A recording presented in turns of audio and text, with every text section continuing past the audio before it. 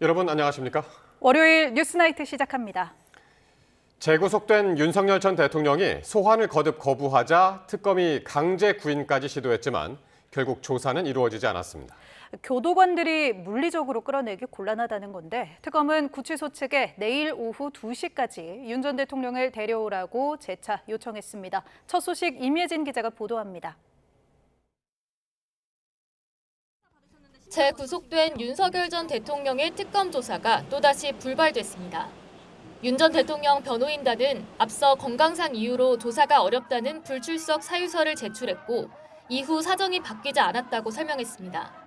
출석 요구에 2차례 모두 불응하자 특검은 결국 강제 구인에 나섰습니다. 하지만 특검이 인치를 요청한 오후 3시 반이 지나도록 윤 전 대통령은 모습을 드러내지 않았습니다. 특검은 교정당국에서 인치 지휘 수행이 어렵다는 연락을 받았다고 밝혔습니다. 윤 전 대통령이 수용실에서 나가기를 거부하고 있는 상황에서 교도관들이 전직 대통령을 상대로 강제적인 물리력을 동원하기는 난감하다는 겁니다. 박지영 특검보는 오랜 기간 검사로 재직해 구속수감자 조사 업무를 누구보다 잘하는 윤 전 대통령의 소환 불응을 받아들이기 어렵다며 유감을 표했습니다. 그러면서 구속된 피의자의 인치 지휘는 구속영장에 수반된 당연한 절차이고 피의자 의사에 의해 결정되는 게 아니라고 강조했습니다. 특검은 서울구치소 측에 내일 오후 2시까지 윤 전 대통령을 조사실로 데려와달라는 협조 공문을 재차 발송했습니다. 과거 이명박 박근혜 전 대통령이 구속됐을 당시엔 구치소 방문 조사도 진행됐지만 특검팀은 김건희 여사 특혜 조사 논란을 사례로 들며 방문 조사는 없다는 입장을 유지하고 있습니다. 교도관들이 전직 대통령을 강제로 끌어내는 데 부담을 느끼는 만큼 윤 전 대통령이 이번에도 버티기에 들어간다면 특검 수사에 난항이 생길 가능성도 있습니다. 20일에 구속 피고인 조사 기간 중 벌써 나흘이 흐른 가운데 특검이 어떤 특단의 조치를 취할지 주목됩니다. YTN 임혜진입니다. 이런 가운데 조은석 특별검사팀은 드론 작전 사령부 등 군 관련 시설에서 대대적인 압수수색을 벌이며 외환 혐의 수사를 본격화했습니다. 평양 무인기 투입이 윤 전 대통령 지시였다는 취지의 녹취록도 확보한 특검은 일반 이적죄 적용도 검토하고 있습니다. 이어서 김철희 기자입니다. 조은석 특검팀이 국방부 등 군 관련 시설 24곳에 대한 강제 수사에 착수하며 외환 혐의 수사에 본격적으로 뛰어들었습니다. 이번 압수수색 대상에는 드론작전 사령부와 김용대 드론작전 사령관 자택, 무인기가 이륙한 거로 알려진 백령도의 드론사, 예하부대 등이 포함됐습니다. 특검은 윤석열 전 대통령이 지난해 10월쯤 비상계엄 선포 명분을 만들기 위해 드론사에 평양 무인기 투입을 직접 지시한 것으로 의심하고 있습니다. 특히 특검은 윤 전 대통령이 국방부와 합동참모본부를 건너뛰고 직접 드론사에 무인기 투입을 맡겼다는 취지의 현역 장교 녹취도 확보해 분석하고 있습니다.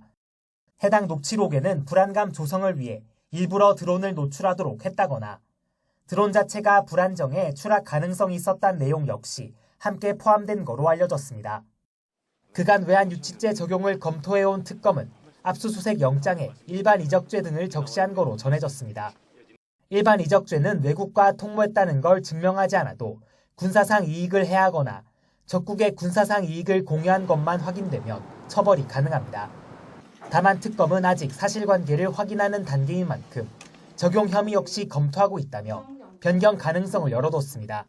이후 특검은 확보한 자료를 분석한 뒤 관련자들을 차례로 불러 제기된 의혹의 실체를 확인할 전망입니다. YTN 김철입니다. 최상병 순직 사건과 이를 둘러싼 외압 의혹 등을 조사하는 이명현 특별검사팀이 윤석열 전 대통령 휴대전화의 비밀번호를 요구했으나 거절당한 것으로 확인됐습니다.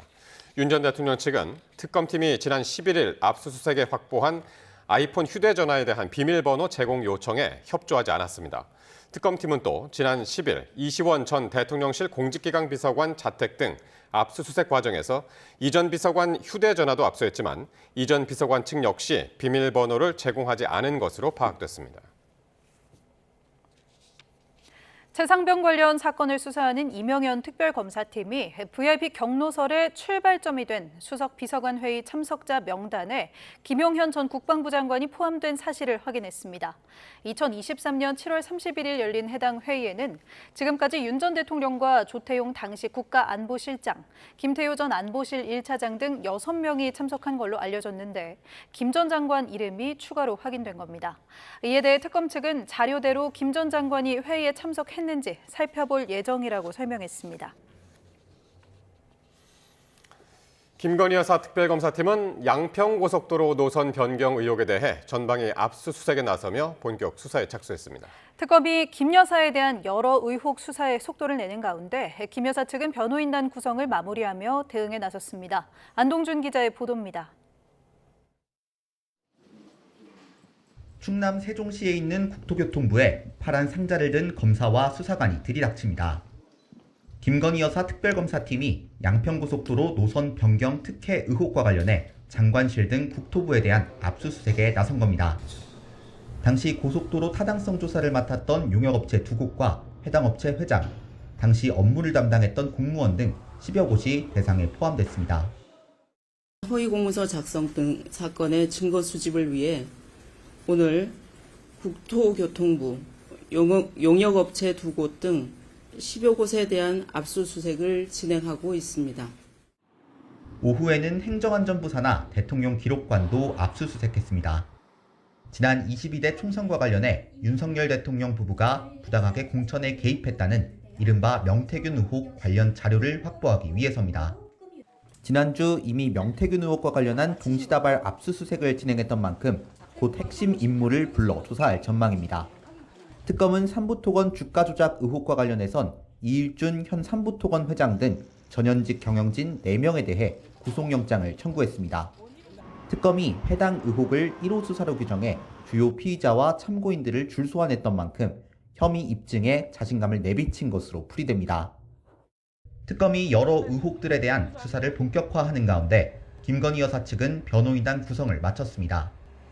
김 여사 명품 가방 수수 의혹 등 검찰 수사에 대응해왔던 최지우 변호사와 윤석열 전 대통령 변호인단에서 소속된 유정화, 최명성 변호사가 이름을 올렸습니다.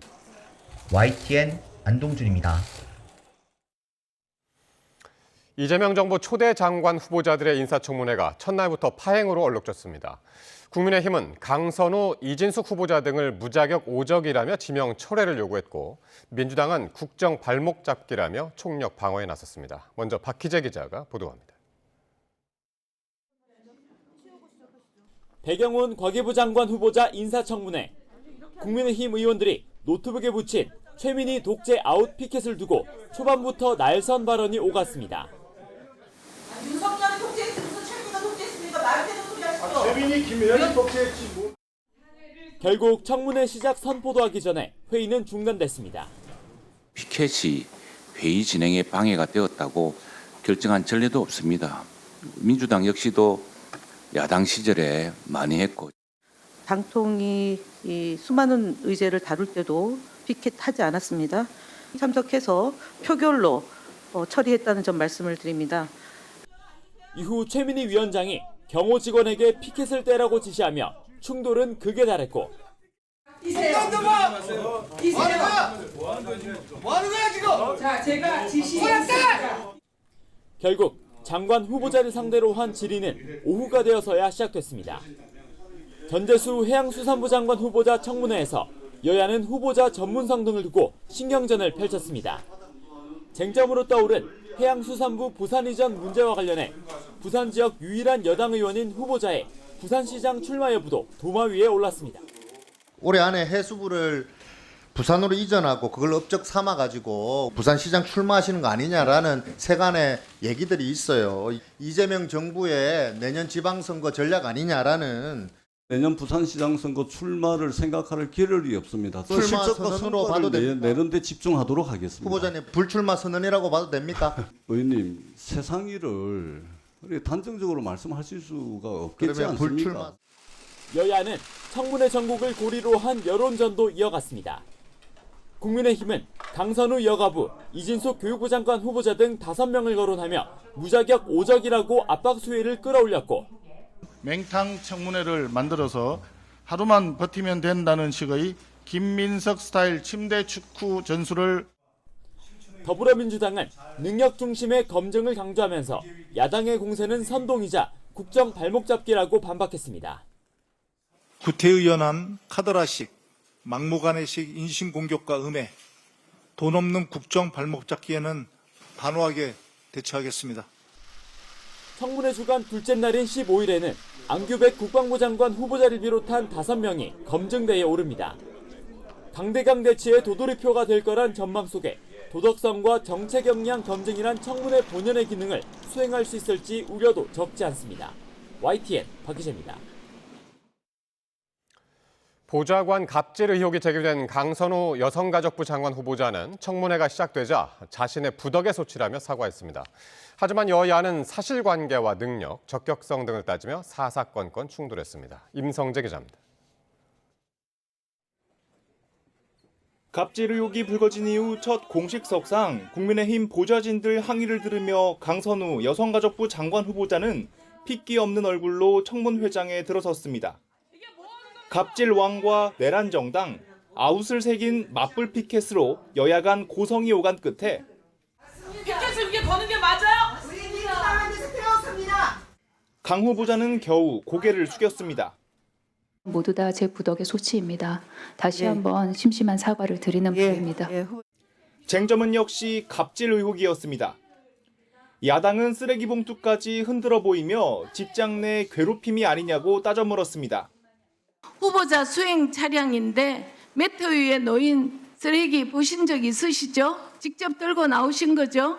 그것을 다 먹지 못하고 차에 남겨놓고 그 채로 내린 것은 저의 잘못이라고 생각합니다. 민주당은 변기수리 등 다소 자극적인 의혹에 해명할 기회를 줬습니다. 혹시나 조금 부족한 부분이 있으면 일단 말씀 좀 부탁드리겠습니다. 비대 노즐에서 물이 뿜어져 나오고 있었습니다. 지역 보좌진에게 제가 어떻게 하면 좋겠냐고 조언을 구하고 부탁을 드렸던 사안입니다. 각종 의혹을 제보한 보좌진을 법적 조치했는지도 화두였는데 강 후보자는 사실이 아니라고 일축했습니다. 여가부를 이끌 전문성이 있는지를 놓고도 충돌했습니다. 민주당은 발달장애 자녀를 키우는 강 후보자가 관련 입법에 앞장서는 등 누구보다 약자를 챙길 적임자라고 부각했습니다. 결의안이 어떤 내용이었고 또 후보자께 어떤 의미였는지 직접 말씀해 주시죠. 발달장애인을 돌보는 것이 어렵고 힘들겠다라고 짐작되는 것보다 더 거칠고 아픕니다. 반면 국민의힘은 이재명 대통령이 단식 때 강 후보자가 이불을 정리하는 사진을 띄워놓고 깜짝 보은 인사라고 깎아내렸습니다. 대통령의 신기 경호의 달인으로서 픽된 보은 인사 또는 측근 인사의 전형으로 밖에 볼 수 없다. 강 후보자를 보는 당 안팎 여론도 심상치 않은데 25년간 낙마가 한 명도 없었던 현역 불패가 이번에도 이어질지 정치권이 주목하고 있습니다. YTN 임성재입니다. 과거 김건희 여사의 논문 표절 여부를 검증했던 교수단체가 이번에는 이진숙 교육부 장관 후보자의 논문 표절이 심각한 수준이라며 사퇴를 요구했습니다. 김주영 기자입니다. 한국사립대학 교수회 연합회 등 11개 교수단체가 모인 검증단이 기자회견을 열었습니다. 김건희 여사 논문의 문제점을 지적해온 이 단체가 이번에는 이진숙 교육부 장관 후보자의 논문 표절 문제를 들고 나온 겁니다.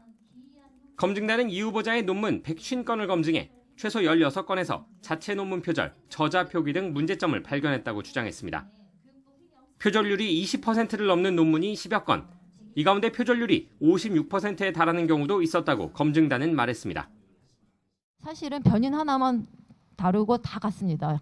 이거는 심지어 이제 결론, 소결과 결론도 거의 같아요. 그러니까 이건 사실은 같은 논문인 거죠. 특히 제자의 학위 논문임을 밝히지 않고 자신이 제1저자라면서 유사한 내용으로 학술지에 발표한 경우를 문제 삼았습니다. 검증단은 이 경우 이 후보자가 사실상 논문을 썼다는 의미인 만큼 학위를 받은 제자는 아무것도 하지 않은 셈이 된다며 그런데도 문제가 없다고 주장한다면 스스로 교육제에길 포기하는 것이라고 지적했습니다.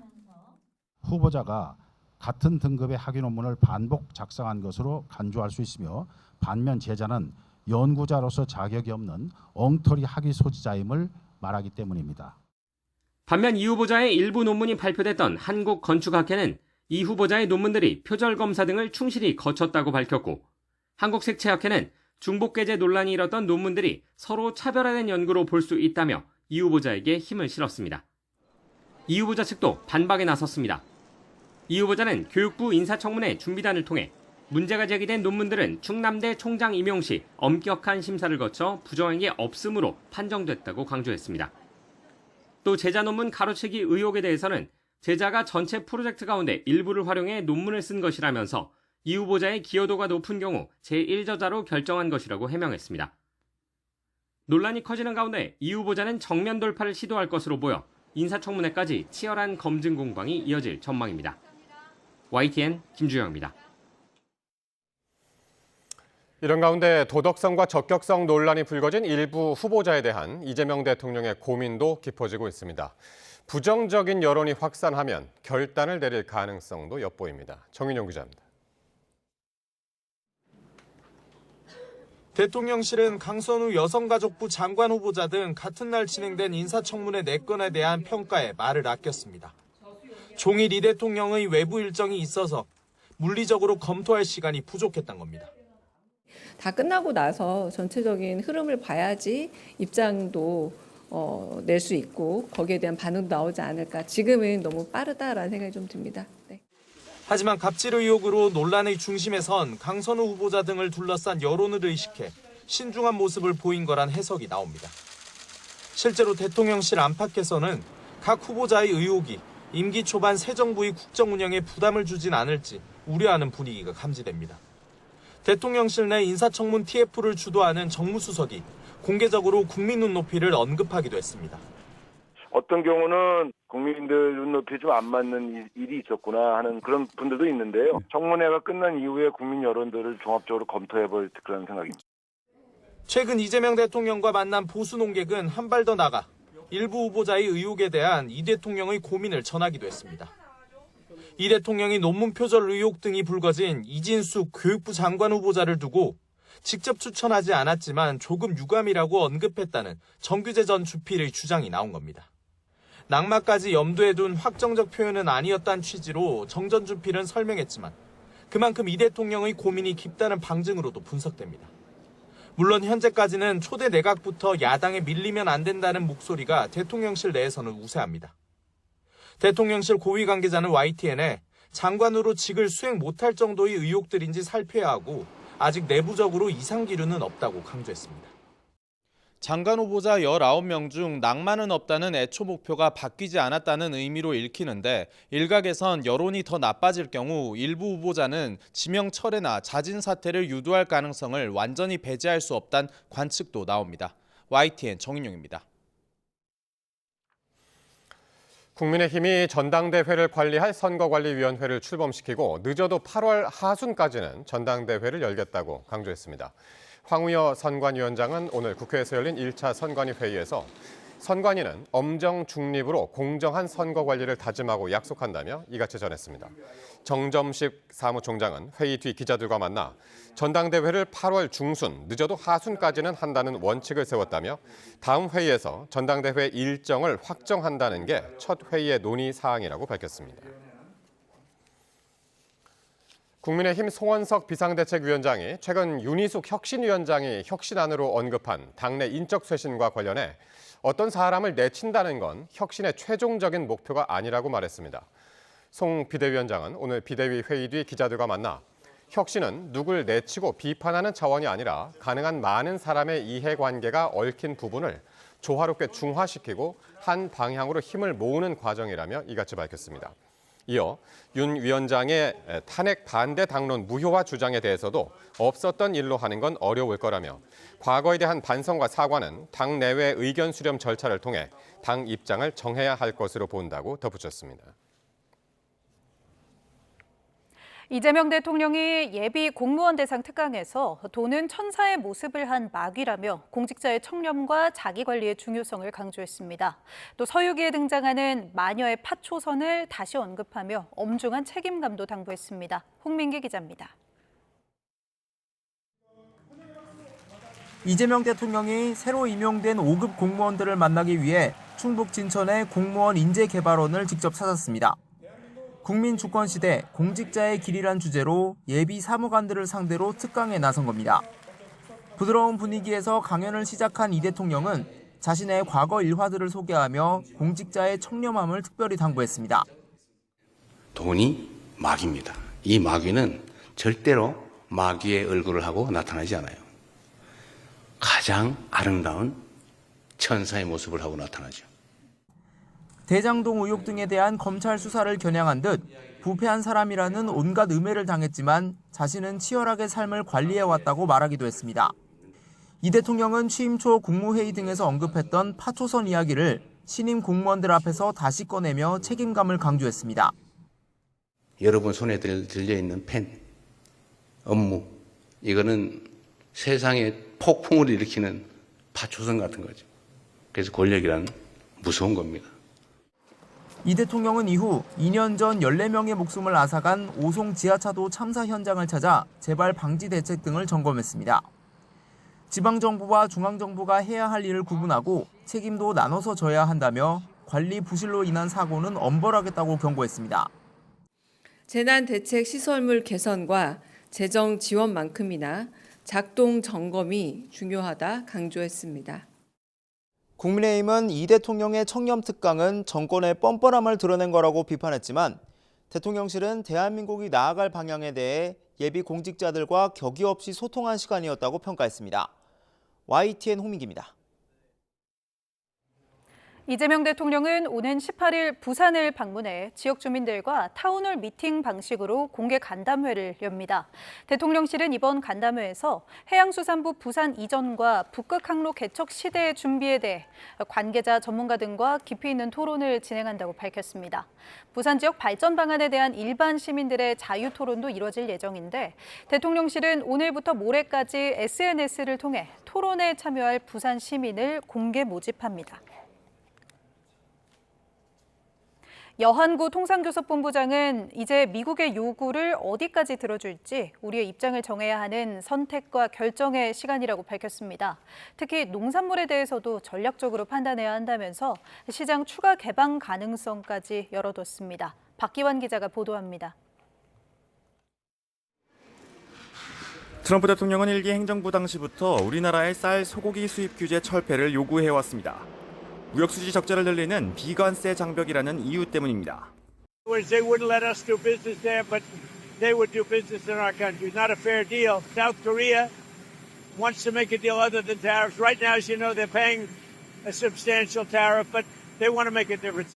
그동안 정부는 농민단체의 반발과 식량 안보를 내세워 강경하게 맞섰지만 새 정부는 달랐습니다. 여한구 통상교섭본부장은 우리 농산물 경쟁력이 이제 강화됐다며 협상의 큰 틀에서 전략적으로 판단해야 한다고 말했습니다. 사실상 농산물 시장 추가 개방이 협상 테이블에 올라갈 수 있다고 시사한 셈입니다. 180도 입장이 바뀐 건 막판 협상에서 더 유리한 고지를 차지하기 위해서입니다.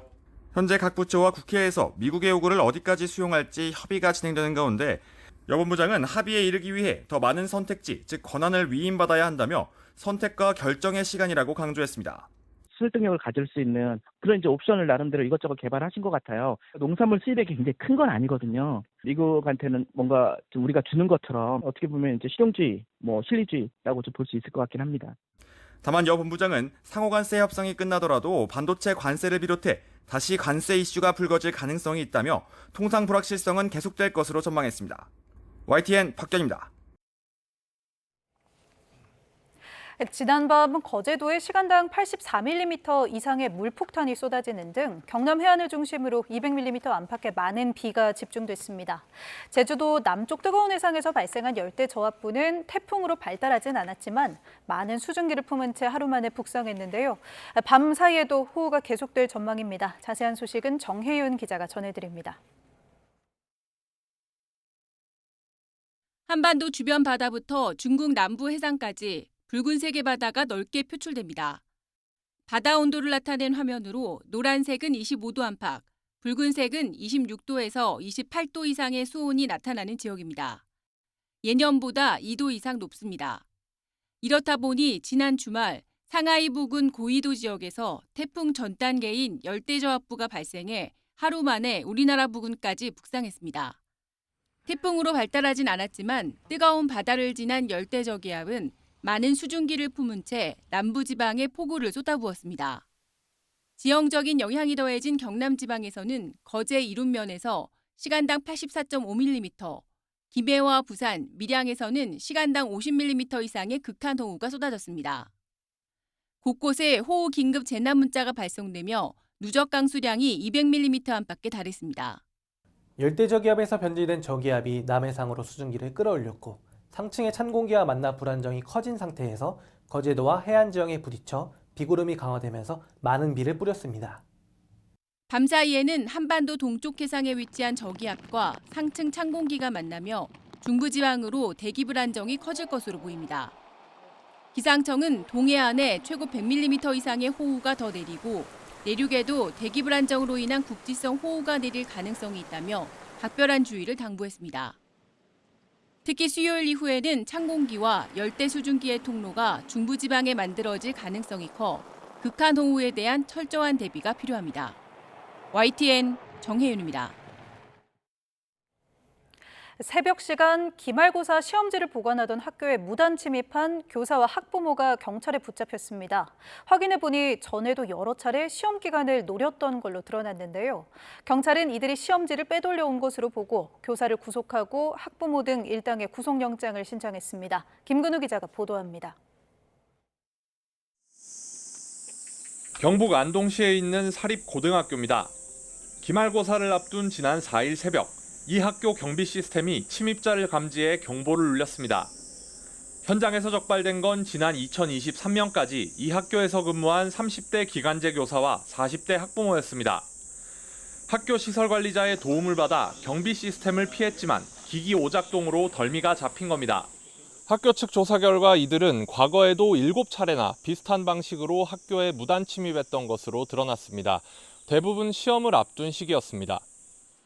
경찰은 이들이 전부터 시험지를 빼돌려왔고 이번에도 기말고사 시험지를 확보하려다 적발된 것으로 의심하고 있습니다. 특히 이들이 금품을 주고받은 흔적도 포착해 기간제 교사를 구속하고 학부모와 범행을 도운 직원 등 2명에 대해서도 구속영장을 신청했습니다. 범행 인정하시나요? 시험지 빼돌리려고 들어가신 거 맞으세요? 해당 학부모의 자녀는 시험에서 상위권 성적을 유지하고 있는 거로 조사됐습니다. 학교 측은 사건에 연루된 직원을 직무 배제하고 경찰 수사 결과가 나오면 학생에 대한 조치 여부도 검토할 계획입니다. 처벌을 받을 사람이 있으면 받고 학생도 그에 연루가 돼 있다면 학교에서 학업성적관리위원회, 선도위원회를 해서 다른 학생이 이 학생으로 인한 피해가 없도록 하는 게 장기간 시험지 유출이 사실로 확인되면 입시 신뢰성 전반에도 타격이 불가피합니다. 경북교육청은 지역 일반고 전체의 출입 기록과 시험지 보관 과정 등을 긴급 점검하기로 했습니다. YTN 김근우입니다.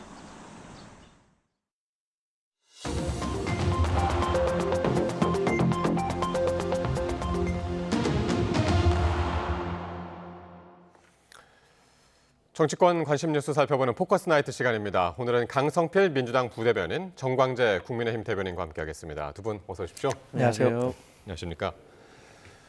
이재명 정부 초대 내각에 대한 인사청문회가 본격적으로 시작이 됐습니다. 오늘 첫날 열린 강선호 여성가족부 장관 후보자 청문회는 시작부터 진통을 겪었는데요. 논란 속 청문회 현장 화면부터 보고 오시겠습니다.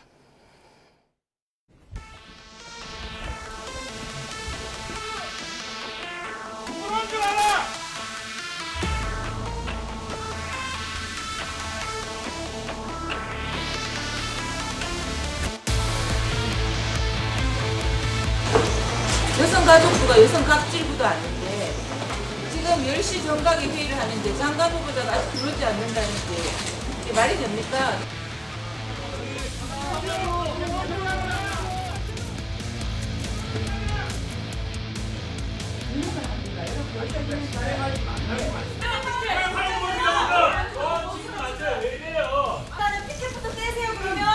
제출해 주시기 바랍니다.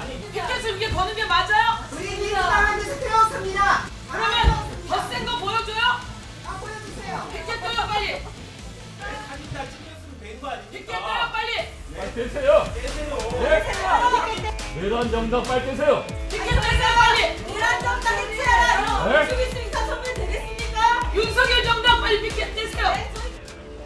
강선우 후보자 본인이 피켓 이렇게 붙여놓고 장관 청문회를 한 당사자입니다. 서울 강서가 강천입니다. 2011년 7월 6일 선서 공직 후보자인 본인은 국회가 실시하는 인사청문회에서 양심에 따라 숨김과 보탬이 없이 사실 그대로 말할 것을 맹세합니다.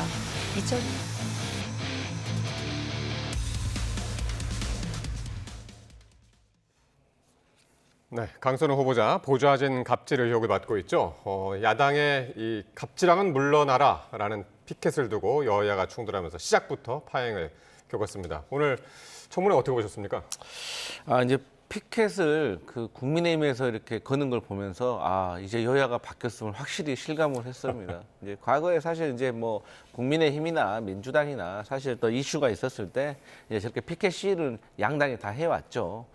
근데 이제 문제는 뭐냐면 이제 피켓 같은 경우는 제가 조금 뭐 그런다 치더라도 이게 이제 청문위원들이 후보자를 앉혀놓고 이제 한마디씩 던지는 이 말들이 상당히 뼈 아픈 말들이 많더라고요. 그러니까 어떤 말이냐면 뭐 예를 들어서 강선우 후보자가 이제 위장 전입 의혹과 관련해 가지고 이제 본인의 아이와 관련된 이야기를 꺼내려고 하는데 사실 이제 아이 이야기를 사람들 앞에서 하려고 하니까 좀 울먹이는 그런 듯한 태도를 보이니까 옆에서 감정 잡는다, 감정 잡어 이런 식으로 대하는 거는 정말로 그래도 인간에 대한 도리가 좀 없는 것이 아닌가라고 해서 이런 것을 정말 국민들이 보셨을 때 너무한 거 아니냐라는 생각을 했을 것 같고 자녀가 발달 지체로 좀 몸이 불편하죠. 맞습니다. 네. 그래서 이제 사실 제가 얼마 전에도 어떤 영화를 봤는데 그 영화에서 그 엄마가 공수처장이 된 거예요. 근데 그 아이에 대해서 공격을 하려고 하니까 자꾸 정부에서 사과해라 그러니까 그 엄마가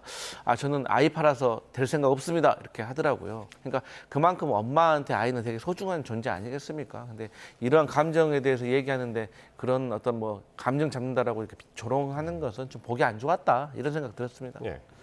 저는 강선우 후보자가 예를 들어서 이런 상황이었다면 어땠을까요? 우리 당이 강선우 후보자가 당적이 민주당이 아니라 강선우 후보자와 같은 의혹을 가진 사람을 여가부 장관 후보자로 지명했다면 민주당이 인사청문회 과정에서 과연 강선우 후보자를 여가부 장관 적임자라고 판단했을까요? 저는 당연히 그러지 않았을 것이라고 생각합니다. 특히 민주당은 갑을 관계에서 벌어지는 권력형 범죄 이런 것에 대해서 어느 정당보다 엄격한 칼날을 들이댔던 정당입니다. 강선우 후보자를 추천했을 때도 대통령실에서 뭐라고 했습니까? 사회적 약자를 배려하는 정책 전문가라고 했는데 실제 강선우 후보자에게 제기된 의혹들, 다양한 의혹들이 있음에도 불구하고 그 정점에는 갑질과 관련한 게 있는 겁니다. 강선우 후보자가 갖고 있는 국회의원에 대한 특권의식 이런 게 아니었다면 주님과 함께 일했던 보좌진들과 관련해서 저런 지시를 할 수 있었을까요? 그리고 그 후에 보이는 태도와 관련해서도 저는 민주당이 용인할 수 없는 권력형 이 갑질 이것에 대해서 저렇게 본인 편이라는 이유만으로 일방적으로 감쌀 수 있었을까? 이런 걸 생각한다면 정치라는 게 역지사지의 생각으로 한번 살펴볼 필요가 있다고 생각합니다. 자, 그러면 오늘 청문회에서 강선우 후보자가 뭐라고 했는지 한번 들어볼 텐데요. 보좌진에게 이제 사적 지시를 했다는 이른바 이제 갑질 의혹을 받고 있는데 강 후보자는 사실이 아니라며 해명에 나섰습니다. 한번 들어보시겠습니다. 모두 다 제 부덕의 소치입니다. 다시 한번 심심한 사과를 드리는 바입니다. 후보자 수행 차량인데 매트 위에 놓인 쓰레기 보신 적 있으시죠? 직접 들고 나오신 거죠? 다 먹지 못하고 차에 남겨놓고 그 채로 내린 것은 저의 잘못이라. 혹시나 조금 부족한 부분이 있으면 일단 말씀 좀 부탁드리겠습니다. 비대 노즐에서 물이 뿜어져 나오고 있었습니다. 지역 보좌진에게 제가 어떻게 하면 좋겠냐고 조언을 구하고 부탁을 드렸던 사안입니다. 청문회 전체적으로 강 후보자 그렇게 이제 흥분하진 않았고요. 예상보다 이제 낮은 자세로 좀 대하는 모습이었는데 어떻게 보시나요? 일단 뭐 쓰레기 분리배출을 관련해 가지고 뭐 전날 먹던 거를 차에 가져와서 뭐 먹다가 뭐 이것을 미처 놔두고 내렸다라든지 아니면 비대 수리와 관련해 가지고 조언을 구했다라는 것은 저는 누가 보더라도 충분히 오해를 받을 수가 있고 본인이 조금 제가 봤을 때 미흡한 점이 있었다고 저는 생각을 합니다. 근데 문제는 과연 이러한 미흡한 부분이 장관에서 낙마할 만큼의 사유가 되느냐가 저는 문제라고 생각을 해요. 그런데 오늘 저는 강선우 후보자가 이 문제에 있어서만큼은 조금 국민들께 와닿게 공감받을 수 있게 저는 해명을 잘했다라고 생각을 하고 그럼에도 불구하고 이제 국민들의 여론을 살펴볼 필요가 있다라고 생각을 합니다. 그런데 또 반대로 이 강선우 후보자와 함께 일했던 전직 보좌진들 중에서 나 강선우 의원에게 나 갑질당해가지고 정말 이런 사람 장관되면 안 돼요라고 말씀하시는 분도 있지만 또 반대로 지금 현재 강선우 의원과 일을 하고 있으면서 나는 행복하다라고 얘기하고 있는 현직 비서관도 있는 거거든요. 그렇기 때문에 저는 좀 더 이 사람과의 어떤 오해라는 관계가 있기 때문에 저는 이 인사청문회 이후에 장관이 되냐 안 되냐를 떠나서 저는 그 상처받았다고 하는 또 논란이 된 이 2명의 보좌 직원에게는 강선우 후보자가 직접 만나서 달래고 사과하는 과정은 좀 필요해 보인다. 이런 직접 생각합니다. 사과와 달래는 장면이 필요하다. 네. 전 평소 강성필 위원께서 하셨던 말씀 참 잘 듣고 있는데 오늘 하신 말씀은 제가 정말 동의하기가 어렵습니다. 전날 밤에 먹던 거를 갖고 와서 아침 출근길에 차 안에서 먹으려고 했는데 먹지 않고 그냥 그 자리에 뒀다. 이 얘기를 했습니다. 인사청문회 자리에서. 이 얘기를 듣고 과연 그걸 보는 사람이나 인사청문위원이든 국민들이 그럴 수 있었겠구나라고 생각했을까요? 저는 전혀 설득력 없는 그 해명이라고 생각했는데 아니나 다를까 오늘 오후 뉴스 보도 보셨을 겁니다. 이거 다 거짓이라고 그 얘기를 제기했던 보좌진이 본인의 텔레그램을 공개했어요. 그 남은 음식 먹으려고 간 것이 아니라 본인의 그 지역 사무실에 갖고 가서 버려라라는 텔레그램 그대로 공개된 거 아닙니까? 저는 강선우 후보자가 지금 보인 태도는 그냥 인사청문회 자리에서 어떻게든 이 자리만 모면하면 되겠다라는 생각으로 거짓 해명을 한 거라고 생각합니다. 이런 부분과 관련한 얘기가 계속 불거질수록 저는 강선우 후보자가 여성가족부 장관으로서 적임자라고 민주당은 과연 생각하는 건지 이런 질문을 안 할 수가 없을 것 같습니다. 오늘 그 진술 해명을 한 부분에 대해서 또다시 저녁 때 이제 보도가 나오면서 그렇습니다. 최근에 바로 직전 보도인데요. SBS에서 보도했습니다. 해당 보좌관이 그런 것이 아니라 갖고 있었던 쓰레기를 지역 사무실로 갖고 가서 버려라라고 얘기를 했고요. 그 사진과 관련해서 또 다른 보좌관들에게도 또 이런 지시가 있었다. 누구냐? 강이다. 이런 그 텔레그램은 추가로 공개되고 있어요. 그런데 지금 내놓는 해명들에 대해서 과연 설득력이 있는 설명인지 한번 국민 여러분께서 판단해 보시기 바랍니다. 오늘 또 여야의 공방이 있었던 게 갑질을 폭로한 그 보좌진 2명, 그 2명에 대해서 법적 조치를 주장했다. 법적 조치 대응한다고 했다라는 주장이 이제 야당의 주장이고 그렇지 않았다라는 게 이제 본인의 해명인데 이 부분은 어떻게 팩트가 정리가 되나요? 일단 강선우 후보자가 본인의 의견이 아니다라고 밝혔기 때문에 그리고 또 지금 현재 그러한 뭐 고발 조치라는 게 없잖아요. 그렇기 때문에 그것은 저는 단순 해프닝이라고 생각을 하고 어쨌든 제가 다시 말씀드리지만 강선우 후보자가 뭐 인사청문회 결과에 상관이 없이 본인과 안 좋았던 그리고 나쁜 감정을 가지고 있는 보좌 직원들과 관련해 가지고는 제가 한 번쯤 다시 만나 가지고 본인이 어떤 잘못한 점이 있으면 또 사과도 하고 또 그분에게 대해서 또 경의를 표하는 것이 저는 예의다라고 생각을 합니다. 야당에서는 왜 이걸 만약에 이제 갑질 폭로한 보좌진에 대한 법적 조치를 한다고 했다면 이거는 왜 했다고 지금 여기는 겁니까? 강 후보자는 일단 이 해당 보도가 나오니까 본인에게 불리한 거잖아요. 인사청문회 과정에서 굉장히 불리하게 작용할 수 있기 때문에 법적 조치를 한다는 것은 사실이 아니라는 점을 국민들에게 보여주고 싶었겠죠. 그런데 법적 조치를 진행 중이라고 해당 언론사에 다시 공문을 보냈어요.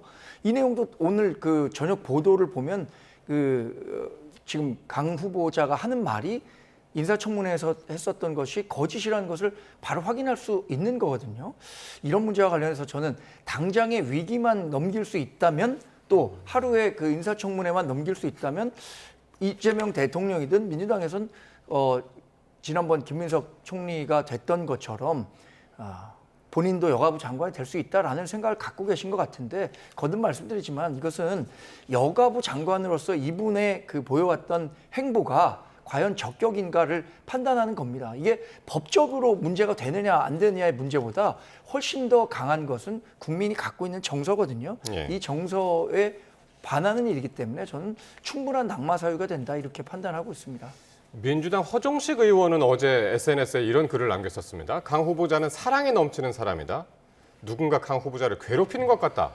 그러면서 이제 강 후보자를 옹호했는데, 이런 발언이 오히려 2차 가해를 일으키는 것이 아니냐, 이런 지적도 계속 나오고 있습니다. 저는 이제 허정식 의원께서 네. 이제 강선우 후보자와 관련해 가지고 평소 교분이 있었고, 또 본인이 바라봤던 강선우 후보자는 그런 사람이 아니라고 생각했기 때문에 저런 글을 올렸다고 저는 생각을 하는데, 이제 이 시점에서 과연 그것이 강선우 후보자에게 국민에 대한 여론에 있어서 좋게 작용할지는 전 두고 봐야 된다고 생각을 합니다. 근데 지금 이 시점에서는 저렇게 이제 강선우는 좋은 사람이다라고 이제 감싸는 것보다는 예. 조금 객관적으로 강선우 후보자에게 있던 쟁점과 논란에 대해서 우리가 객관적으로 과학적으로 이것을 해명을 하는 것이 저는 더 중요하다고 생각을 하거든요. 그렇기 때문에 그런 차원에서 이제 이렇게 말씀드리는 것은 모르겠습니다. 이게 뭐 강선우 후보자에게는 그렇게 좋을지는 잘 모르겠습니다. 네. 인물에 대한 평가는 굉장히 다면적일 수밖에 없는 거죠. 해당 사람과의 관계가 어떠냐에 따라서 특별히 그럴 수 있을 것 같습니다. 우리가 조직 생활을 하다 보면 윗사람과 아랫사람으로서 만나는 사람은, 아랫사람은 윗사람에게 어떻게 대합니까? 그러나 그 아랫사람이 그보다 아랫사람을 어떻게 대하느냐에 따라서 예. 그 인격의 본질이 드러난다고 생각합니다. 저는 허정식 의원이 얘기한 것처럼 동료 의원으로서 수평적 관계에서는 강선우 의원이 아주 좋은 사람이라고 평가받을 수 있다고 생각합니다. 그러나 갑을 관계가 명확한, 그러니까 상하 관계가 명확한 의원과 보좌관으로서 보인 그 강 후보자의 행보는 지금 여러 증언을 통해서 나오고 있는 것 아닙니까? 이렇게 뭐 소수 몇 명의 전직 보좌관이 강 후보자를 흠집내기 위해서 얘기한 것이다라고 얘기하고 있지만, 민주당 그 익명 게시판이라고 하는 대나무 숲에서 계속해서 강 후보자에 대한 자질 문제를 지적하는 것들이 끊이지 않고 나오고 있는 거잖아요. 저는 특정인은 어떤 사람을 아주 좋게 평가할 수 있다고 생각하지만 그 사람의 본질이 드러나는 이런 상하 관계의 관계에서 어떤 그 모습을 보였는지, 이게 진짜 중요하다고 생각합니다. 예. 그래서 이제 야당에서는 강약, 약강 그런 스타일이다, 그러면서 계속 지적을 하고 있는데, 워낙 그 논란이 된 후보자이기 때문에 저희가 지금 의혹을 하나하나 계속 들여다보고 있는데요.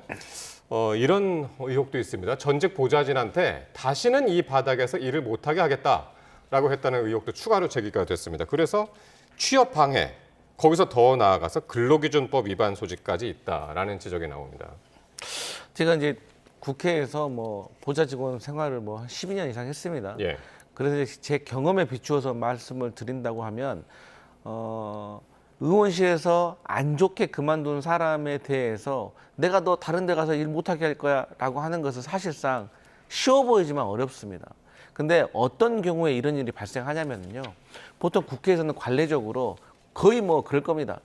제가 다른 의원실에 일하겠다고 이력서를 내면 그 의원실에서의 이력서를 보고 제가 일했던 의원실에 다 전화를 해봅니다. 예. 그래서 강성필 씨가 뭐 몇 년도부터 일했던데 어땠습니까? 라고 이른바 물어봐요. 평판조회를 네, 평판조회를 합니다. 예. 그러면 또 암묵적인 암호가 있습니다. 보좌관들만의. 뭐냐? 이 친구가 정말 일을 잘했으면 정말 괜찮은 사람입니다. 믿고 쓰십시오라고 말을 하는데 그게 아니잖아요. 그러면은 잘 모르겠네요. 알아서 하시면 됩니다. 이렇게 말을 해요. 그러면 과연 내가 이 사람 별로 마음에 안 들지만 그렇게 물어봤기 때문에 솔직하게 잘 모르겠습니다라고 말하면 그게 취업 방해인가요? 그 사람에 대한 평판일 수도 있는 거잖아요. 그런데 저는 누군가 그 사람이 어디 의원실에 지원을 해가지고 끝까지 쫓아가가지고 그 의원실에다가 이 사람은 절대로 써서는 안 됩니다. 그렇게 할 수 있는 것은 실질적으로 어렵다고 봐요, 현실적으로. 그래서 저는 정말로 이 부분에 있어서는 좀 명확하게 해명이 됐으면 좋겠다. 저도 과거에 같이 일하는데 아 진짜 저 친구는 국회에서 일하면 안 될 사람이야 해서 심정 같아서는 그렇게 하고 싶었던 사람이 있었거든요. 예. 근데 할 수가 없어요. 아, 일 안 하고 그 사람은 뭐 300개 의원실을 쫓아다닐 겁니까? 그래서 이거는 조금 현실과 동떨어진 면이 있을 것 같아서 조금 해명이 필요하다 이런 생각합니다. 예. 그 약자의 위치에 있는 사람에게 이런 얘기를 했다면 전형적인 좀 협박 아닌가요? 그리고 이럴 만한 그 권력이 없다 이렇게 평가하기에는 국회라는 조직이 상당히 작죠. 이 전직 보좌관들이 앞으로 국회 보좌관을 그만두고 할 수 있는 일들이 굉장히 제한적입니다. 그런 상황에서 함께 일했던 의원이 개인적인 감정에 따라서 이런 이야기를 하게 된다면 이분의 먹고 사는 문제는 완전히 망가질 수밖에 없는 거잖아요. 예. 이 먹고 사는 문제와 관련해서 이런 표현까지 이건 뭐 사실이 아닌지는 여전히 의혹이기 때문에 또 예. 제보가 들어온 사실이라고 했기 때문에 완전한 사실관계가 확인된 것은 아니지만 이런 정도의 인격을 가졌다면 저는 뭐 여기가 뭐 장관뿐만 아니라 국회의원으로서의 자격도 물을 수밖에 없는 것 아닌가 이렇게 생각합니다. 예. 그래서요, 국민의힘에서는 무자격 오적이라는 표현을 써가면서 지명 처리를 촉구하고 나선 5명이 있습니다. 반면에 민주당 내부에서는 신중히 지켜보자는 분위기도 감지되고 있는데요. 한번 발언 들어보시겠습니다. 갑질 장관 강선우, 표절 장관 이진숙, 커피 장관 근어울, 도로투기 장관 조현, 조계기 장관 정동영 등 무자격 오적은 청문회를 받을 자격조차 없습니다. 이재명 대통령은 무자격 오적을 즉각 지명 처리하기 바랍니다. 어떤 경우는 국민들 눈높이에 좀 안 맞는 일이 있었구나 하는 그런 분들도 있는데 과거에 낙마했던 후보자들과 비교해 볼 때 어떤 수준인가 이런 것들도 좀 점검해 보고 있습니다. 저는 청문회를 좀 지켜보자는 입장이라서요. 청문회가 끝난 이후에 국민 여론들을 종합적으로 검토해 볼 그런 생각입니다. 자, 국민의힘에서는 무자격 오적 5명을 거론을 했고요. 우상호 정무수석은 어떤 부분은 국민의 눈높이에 맞지 않는 부분도 있다. 그래서 실제로 낙마 가능성이 있는 분들이 있다고 보십니까? 있으면 몇 분이나? 예. 어느 분일까요? 이제 예. 저는 이제 민주당 부대변인이기 때문에 저희가 이제 지명한 그 후보자가 모두 국민 여론적으로 인정을 받아가지고 단 한 명도 낙마하는 일이 없었으면 좋겠다라는 바람이 있고요. 네. 하지만 이 바람이 있다고 해서 다 되는 건 아니잖아요. 그러니까 우리 우상호 정무수석께도 말씀하셨지만 국민 청문회를 끝나고 나서 청문회에서도 제대로 소명이 안 돼서 국민 여론이 아, 저 사람은 장관 시키면 안 되겠다라고 느끼는 분들이 있다면 그때는 과감하게 철회를 할 수도 있다라고 저는 생각을 하고요. 예. 이게 중요합니다. 뭐가 중요하냐? 진실을 규명하는 것도 좋은데 또 이게 어떻게 국민들에게 보여질지는 더 중요합니다. 그렇기 때문에 사실 진실을 밝히는 것도 중요하지만 해명을 어떤 태도로 어떻게 하는가도 저는 상당히 중요하다고 하기 때문에 남은 청문회에서 후보자들이 이 부분을 잘 감안해가지고 국민들 앞에 그러니까 앞에서는 야당 청문위원이 질문을 하고 있지만 국민들이 묻는다고 생각하고 최대한 자료도 제출하고 소명을 잘 할 수 있었으면 좋겠습니다.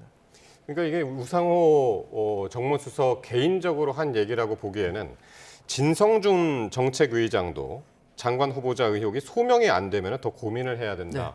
네. 이런 얘기를 해서 이게 전반적으로 그 여권에 깔려있는 분위기가 아닌가 싶기도 한데요. 저는 실제로 우상호 정무수석이나 진성준 정책위 의장이 얘기한 것처럼 국민 눈높이에 맞지 않는 분이 있다면 뭐 여러 가능성을 민주당이 열어둬야 한다고 생각합니다. 그러나 지금까지 드러난 것만 놓고 본다면 한 명의 낙마자 없이 모두 강행하겠다라는 의지가 읽히는 것 같아서 대단히 아쉽습니다.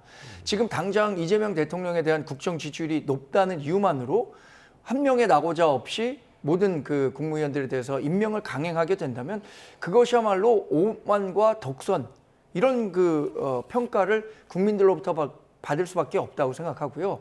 우리 당은 여러 후보자들의 문제점들을 지적하고 있지만 적어도 이진숙 교육부 장관 후보자 또 강선우 여가부 장관 후보자는 국민 눈높이에 맞지 않을 뿐만 아니라 본인들이 앞으로 직을 수행하는 그 직 자체와 관련해서도 예. 자격이 없는 사람이라고 생각하고 있습니다. 이진숙 교육부 장관 후보자는 본인이 교육행정을 총괄해야 하는 분임에도 불구하고 학자로서 뭐 제자의 논문을 표절했다거나 공을 가로챘다거나 이런 다양한 의혹의 중심에 있잖아요.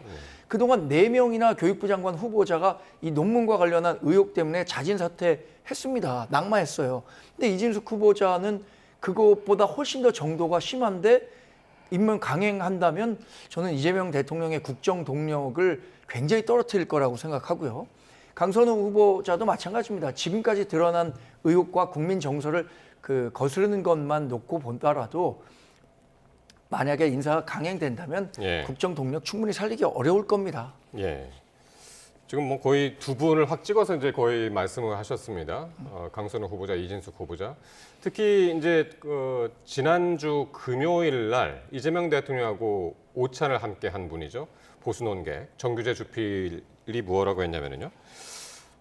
이 대통령이 이진숙 후보자에 대해서 내가 추천한 인사는 아니다 라면서 유감스러운 반응을 보였다. 그런 이야기를 전했습니다. 이진숙 후보자 이제 수요일 날 인사청문회잖아요. 네. 예. 어떻게 들으셨습니까? 그러니까 이제 많은 의혹들이 제기가 되고 있잖아요. 그렇기 때문에 그 의혹은 청문회에서 저는 해결이 돼야 된다고 생각을 합니다. 청문회를 열기도 전에 이 사람 안 되겠다라고 낙마시키는 거는 정말 잘못된 겁니다. 왜냐하면 예를 들어서 이 청문회 후보자도 있지만 그들의 가족도 있을 거 아닙니까? 그들의 가족의 미래도 달린 일이고 후보자의 어떤 지금까지 살아온 인생이 몇 개 제기된 이 의혹 하나 때문에 성도지체로 부정되는 것도 저는 잘못된 거라고 생각하기 때문에 예. 어떠한 의혹이 있더라도 이것은 인사청문회에서 당연히 그 사람이 소명하고 국민들에게 해명할 수 있는 기회는 반드시 주어져야 된다고 생각을 하고 예. 그 해명이 부족하다면 그때 가서도 국민들의 여론이 싸늘하다고 하면 그때는 당연히 처리할 수도 있는 것이죠. 이건 당연히 열려있는 가능성이라고 생각을 하고 저는 개인적으로 뭐 장관 후보자가 저는 뭐 장관 후보자가 됐건 뭐 이준석 후보자가 됐든지 간에 저는 아닌 사람은 아니라고 처리하는 것은 오히려 이재명 대통령의 지지율을 상승시키는 그런 결과를 낳지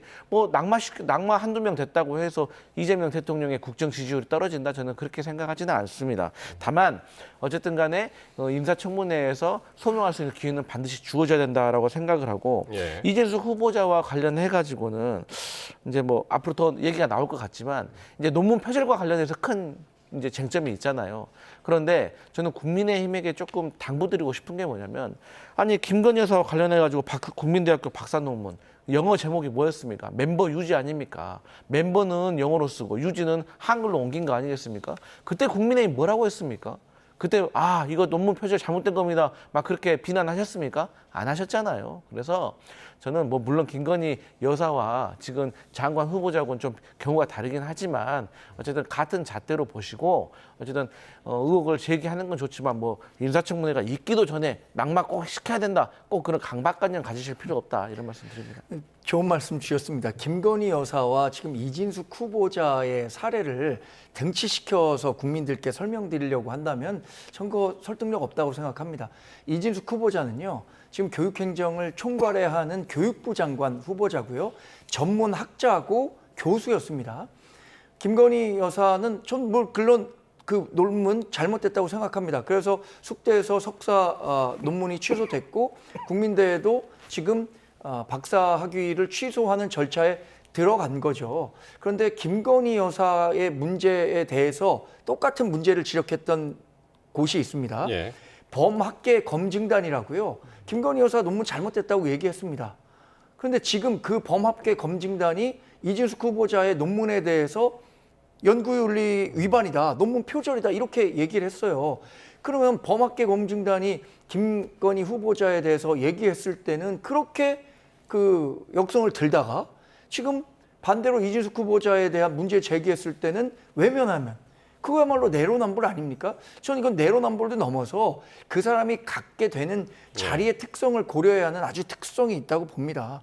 이런 점들 고려한다면 이진숙 후보자 물론 청문회는 해야죠. 그러나 청문회가 끝난 후에도 아무 일 없었다는 듯이 인사청문 채택이 되지 않더라도 임명한다라고 한다면 강성필 의원이 얘기하신 것처럼 그 국정동력에 도움이 되지 않을 겁니다.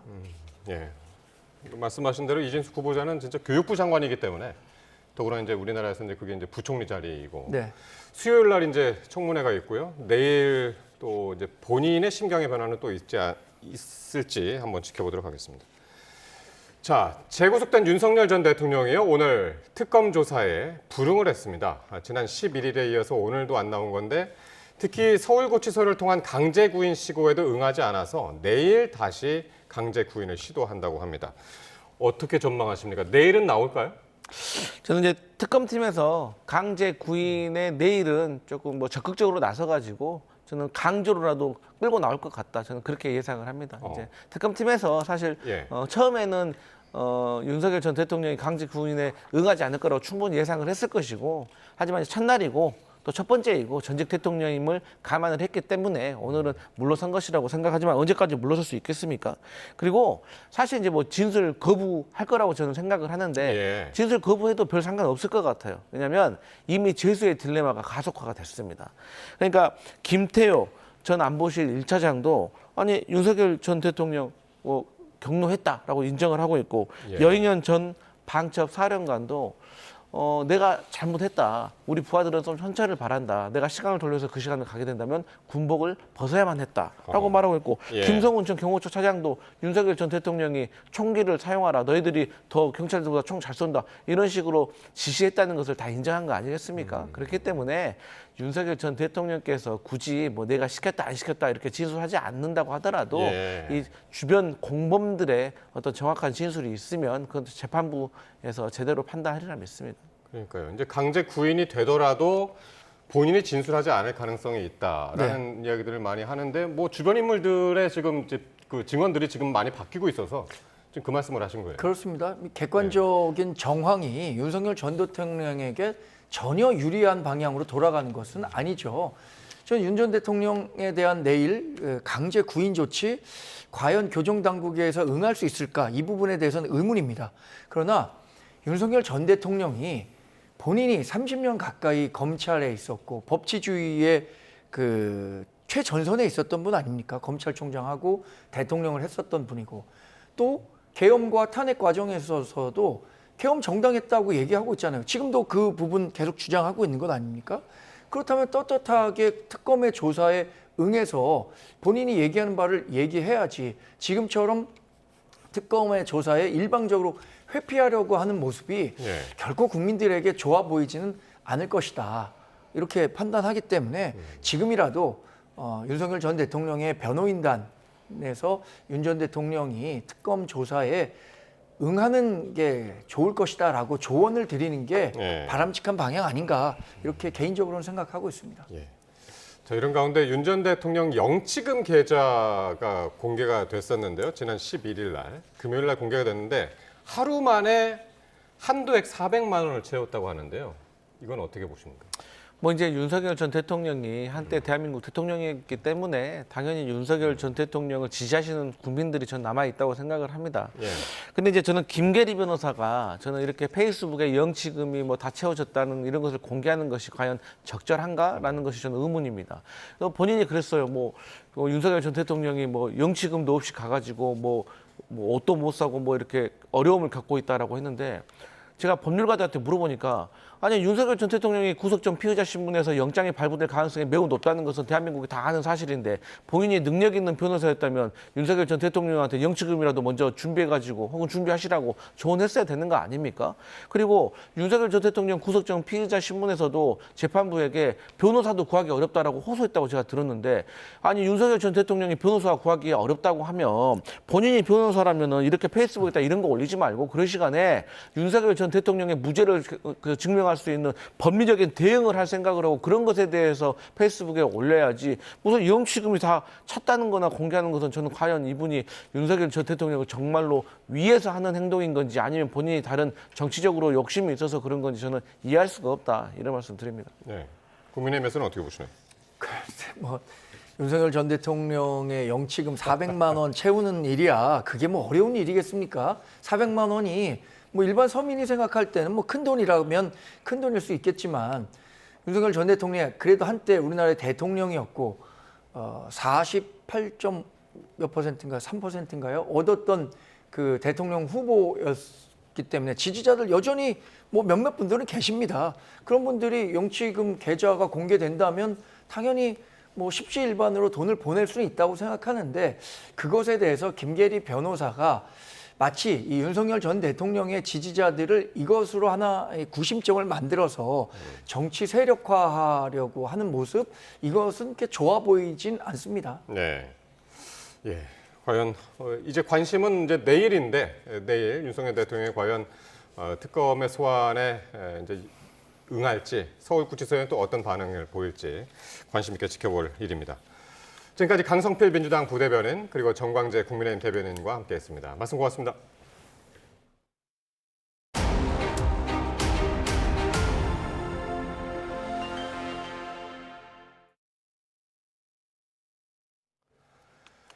네, 영남 지역에 많은 비가 내려서 크고 작은 피해가 속출했습니다. 부산에서는 지하철 공사장에 침수됐고요. 울릉군에서는 토사가 쏟아져 도로가 통제되기도 했습니다. 차상은 기자입니다. 지하철 공사장 안으로 빗물이 폭포처럼 쏟아집니다. 밤사이 내린 집중호우로 부산 사상역 일대가 침수되면서 하천이나 우수관으로 빠져나가지 못한 빗물이 공사 현장으로 밀려온 겁니다. 한꺼번에 많은 빗물이 흘러 들어오면서 6m 깊이의 승강장이 완전히 물에 잠겼습니다. 부산 사상구 강수량이 200mm에 근접했고 곳곳에서 시간당 50mm가 넘는 집중호우가 내려 침수 피해가 속출했습니다. 사상 그 교사유 자체 일대가 침수 지역이다 보니까 지금 낙동강 쪽으로 흘러가야 되는 물이 그게 수위가 더 높으니까 물이 안 흘러간 어떤 영향으로 도로와 지하실이 침수되거나 담장이 무너지는 등 90건이 넘는 신고가 부산 119에 접수됐지만 다행히 인명피해는 없었습니다. 절벽 아래 쏟아진 토사를 굴착기가 걷어냅니다. 밤새 장대비가 쏟아진 울릉군 현포리에서 산사태가 발생해 터널과 도로가 통제됐습니다. 주택과 도로 침수 등으로 경북에서도 비 피해가 속출했는데 울진과 영주, 경주 등에서 85가구 100명이 침수 우려에 따라 대피하기도 했습니다. 경남에서는 거제 서해말 지점의 누적 강수량이 242mm에 달했고 창원과 밀양 등에서는 빗길 교통사고와 침수 피해 신고가 잇따랐습니다. 영남 지역의 호우특보는 모두 해제됐지만 지반이 약해져 추가 피해 가능성이 있는 만큼 각별한 대비가 필요합니다. YTN 차상입니다. 많은 비가 쏟아지면서 호우주의보가 내려진 대전에서 도로 침수 등의 피해가 발생했습니다. 오늘 오후 4시쯤 대전 석교동의 도로에서 하수관이 역류하면서 도로 일부가 침수됐습니다. 대전천 하상도로를 연결하는 다리에도 많은 비로 하천이 불어나면서 차들이 빠르게 빠져나가기도 했습니다.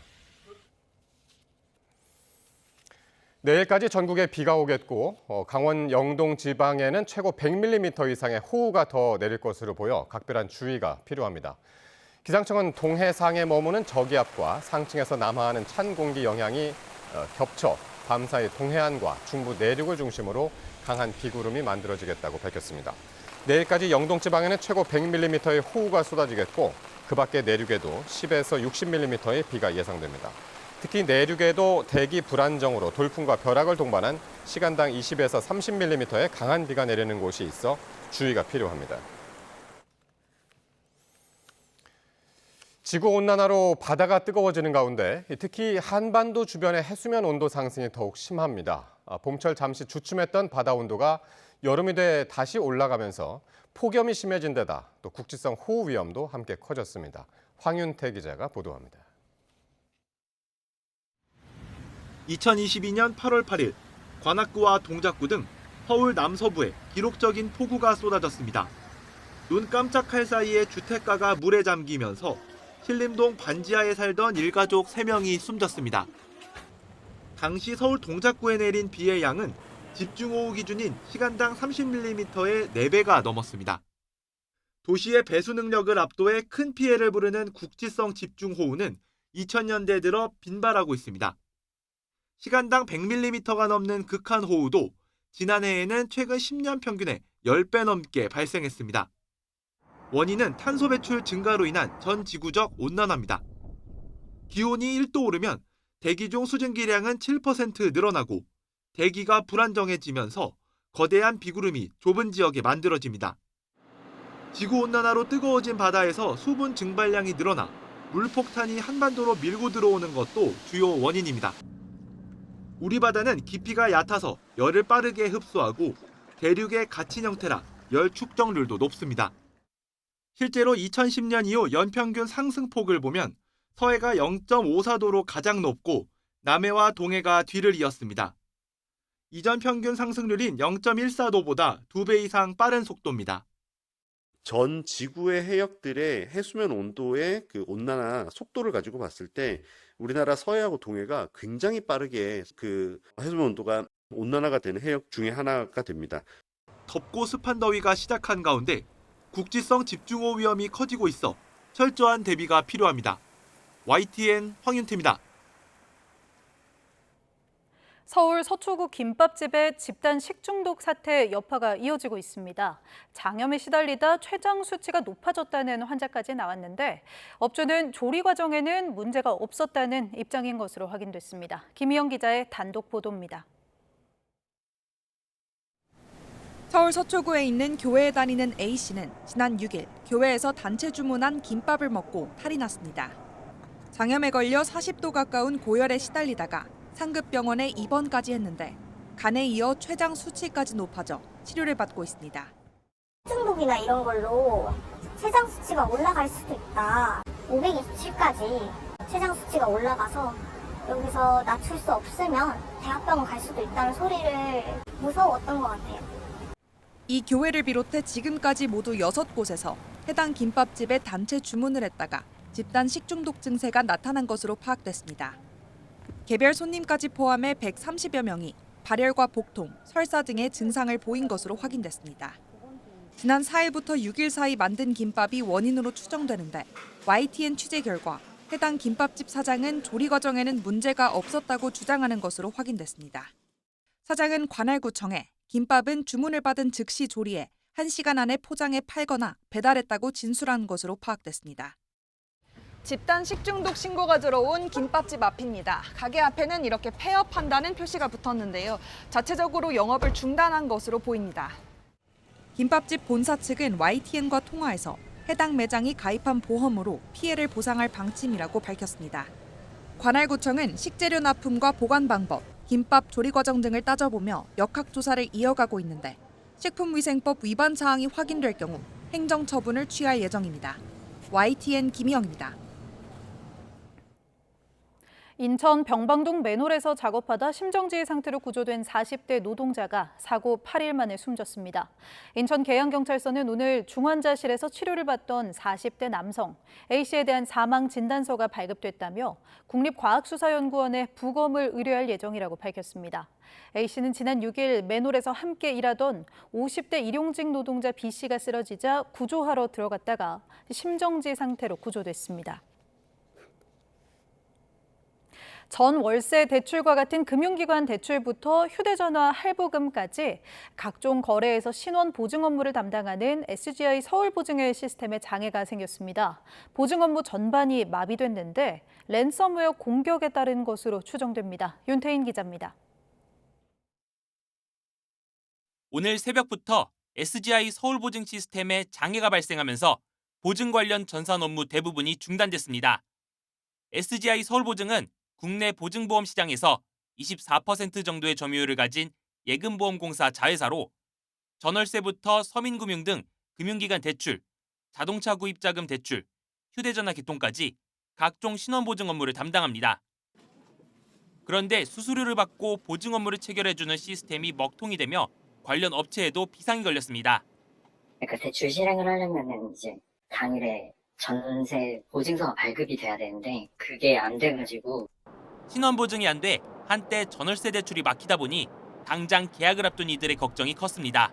서울보증하고 연계가 되어 있는데 새로 들어오시는 분들이 상당히 많이 난감하겠죠. 전세 대출은 물론 SGI 서울보증 전산 먹통으로 이동통신사 할부 개통 업무에도 지장이 생겼습니다. 휴대전화 요금 납부가 연체될 가능성 때문에 보증보험이 필요한데 SGI 서울보증의 전산 마비로 이 또한 어려워진 겁니다. SKT와 KT, LG U+ 등 국내 3대 이동통신사는 모두 서울보증과 관련 계약을 맺고 있습니다. 할부 개통이 전산이 오류가 생긴다. 그래서 다시 다 완료되면 다시 재공지해주겠다고 이렇게. 다만 은행들은 SGI 서울보증과 협의해 대출을 먼저 진행했고 이동통신사들도 보증을 유예해 개통 지연을 막는 등 보증마비 대란은 피했습니다. SGI 서울보증 측은 랜섬웨어 공격 때문에 전산 먹통이 발생한 것으로 보인다며 신속한 복구를 위해 총력을 다하고 있다고 밝혔습니다. YTN 윤태인입니다. 지난 5월 끼임 사망 사고가 발생한 SPC 삼립 시화 공장에 대해 경찰과 식품의약품안전처가 내일 합동 점검을 실시합니다. 특히 공장에서 사용한 윤활유에서 인체 유해 물질인 염화 메틸렌 등이 검출됐다는 국립과학수사원의 분석 결과와 관련해서도 확인할 것으로 보입니다. 경찰은 이번 사망 사고로 입건된 SPC 삼립 시화 공장 센터장을 포함해 관련자 7명의 소환 조사 일정도 조율을 마친 것으로 파악됐습니다. 지난달 27일 정부의 초강력 대출 규제 이후 서울 아파트 최고가 거래가 크게 줄어든 것으로 나타났습니다. 아파트값 상승을 이끌던 최고가 거래가 급감하면서 서울 부동산 시장도 짙은 관망세에 접어든 모습입니다. 최도희 기자입니다. 수도권 주택담보대출 한도를 최대 6억 원으로 제한한 627 대출 규제. 부동산 플랫폼 직방이 서울 아파트 매매 실거래가 자료를 분석했더니 종전 실거래가보다 비싸게 매매 계약이 체결된 이른바 최고가 거래량이 크게 줄었습니다. 대책 발표 전 2주간 아파트 거래 가운데 1000건 이상이 최고가 거래였는데 대책 발표 이후 2주간 300건으로 줄었습니다. 거래량만 놓고 보면 74% 급감한 건데 최고가 거래 비중도 1.4%포인트 정도 하락했습니다. 자치구별로 보면 아파트값이 급격히 오르던 이른바 한강벨트 지역에서 최고가 거래량 감소가 두드러졌습니다. 성동, 마포, 강동구는 최고가 거래량이 대책 발표 전보다 80% 이상 줄었고 강남구도 60% 이상 감소했습니다. 실제로 성동구 등 부동산 중개업소엔 거래 자체가 뚝 끊긴 상황. 98% 지금 줄었고요. 그냥 간혹가다 문의는 있어요. 문의만 있어요. 거래는 지금 특별히 되는 건 없고요. 서울 부동산 시장의 분위기가 짙은 관망세에 접어든 모습입니다. 추가 조치 가능성도 제기되고 있기 때문에 수요자 입장에서는 향후 정책 변화에 유의하며 신중한 대응이 필요한 시점이라고 할 수 있습니다. 다만 대출 규제를 통한 수요 억제만으로는 한계가 분명한 만큼 이른 시일 내에 공급 대책이 나와야 할 것으로 보입니다. 눈치 보기 이런 상황이 조금 지속될 걸로 보이고요. 공급 대책이나 이런 게 나오지 않으면은 이게 금방 또다시 시장의 실수요자들이 매수세로 돌아설 가능성은 높아 보입니다. 이런 가운데 국토부의 장차관 인선도 모두 마무리돼 새 정부의 부동산 정책도 본격적으로 가동될 전망입니다. YTN 최두입니다.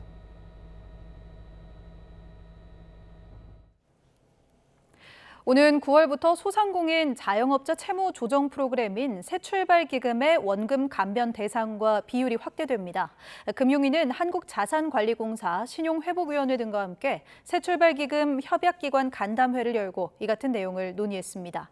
중위소득 60% 이하의 저소득 소상공인의 1억 원 이하 채무는 기존 60에서 80%에서 최대 90%까지 감면율이 높아지고 분할 상환 기간도 10년에서 20년으로 늘어납니다.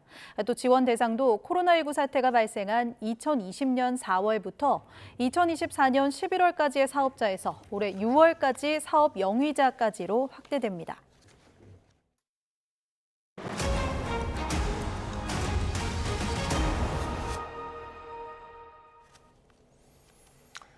재구속된 윤석열 전 대통령이 오늘 오후 2시 예정됐던 특검의 두 번째 소환조사 통보에도 불응했습니다. 윤 전 대통령 변호인단은 앞서 건강 문제를 이유로 불출석 사유서를 제출했고 이후 상황이 변경된 것이 없다며 불응 사유를 설명했습니다.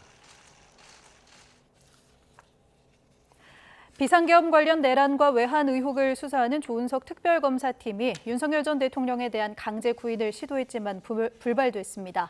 박지영 특별검사부는 브리핑을 통해 서울구치소장에게 윤 전 대통령을 오늘 오후 3시 반까지 서울고검 청산의 조사실로 인치하도록 지휘했지만 실패했다고 밝혔습니다. 윤 전 대통령이 수용실에서 나가기를 거부했다는 건데 이에 내일 오후 2시까지 다시 인치하도록 지휘 공문을 보낼 예정이라고 설명했습니다. 최상병 사건의 경찰 이첩을 보류시키는 등 윤석열 전 대통령이 외압을 행사했다는 의혹을 정조준한 특검팀 수사가 빨라지고 있습니다. 전 국가안보실 외교비서관을 조사한 데 이어 전 경제안보비서관 등 당시 회의 참석자를 줄 소환해 실체를 규명할 방침입니다. 권민석 기자의 보도입니다. VIP 경로설이 나온 2023년 7월 수석비서관 회의에 참석했던 이충면 전 국가안보실 외교비서관이 최상병 특검팀에 출석했습니다. 먼저 불려온 김태효 전 안보실 1차장이 윤석열 전 대통령이 화내는 걸 직접 봤다고 입장을 번복한 이후 사흘 만입니다. 보고받고 윤 전 대통령 경로한 거 보셨습니까? 참고인 신분인 이 전 비서관을 상대로 특검은 당시 보고 상황과 윤 전 대통령 반응 등을 캐물었습니다. 특검은 회의에 배석한 왕윤종 전 경제안보 비서관도 이번 주 소환해 윤 전 대통령이 압력을 넣었는지 교차 검증할 방침입니다. 또 최상병 사망 관련 보고자료를 윤 전 대통령에게 건넨 임기훈 전 국방비서관과 당시 안보실 2차장이었던 국민의힘 임종득 의원, 이종섭 전 장관 도피 의혹에 연루된 조태열 외교부 장관도 수사 선상에 올라 있습니다. 의혹의 정점인 윤 전 대통령을 조사하기 전 핵심 인사들로부터 부인할 수 없는 정황을 확보하기 위한 정지 작업입니다. 이종섭 전 장관의 경우 휴대전화 안면 인식을 해제하는 등 특검 포렌식 작업에 협조하고 있습니다. 하지만 윤 전 대통령은 자택에서 특검이 압수한 아이폰 비밀번호 제공을 거부하며 버티고 있습니다. 내란 특검팀과 비슷한 신경전이 향후 최상병 특검에서도 반복될 가능성이 작지 않은 겁니다.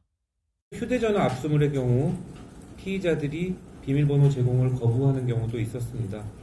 특검은 대검찰청에 의뢰하여 전자정보 획득을 위한 추가 포렌식 작업을 별도로 진행할 예정입니다.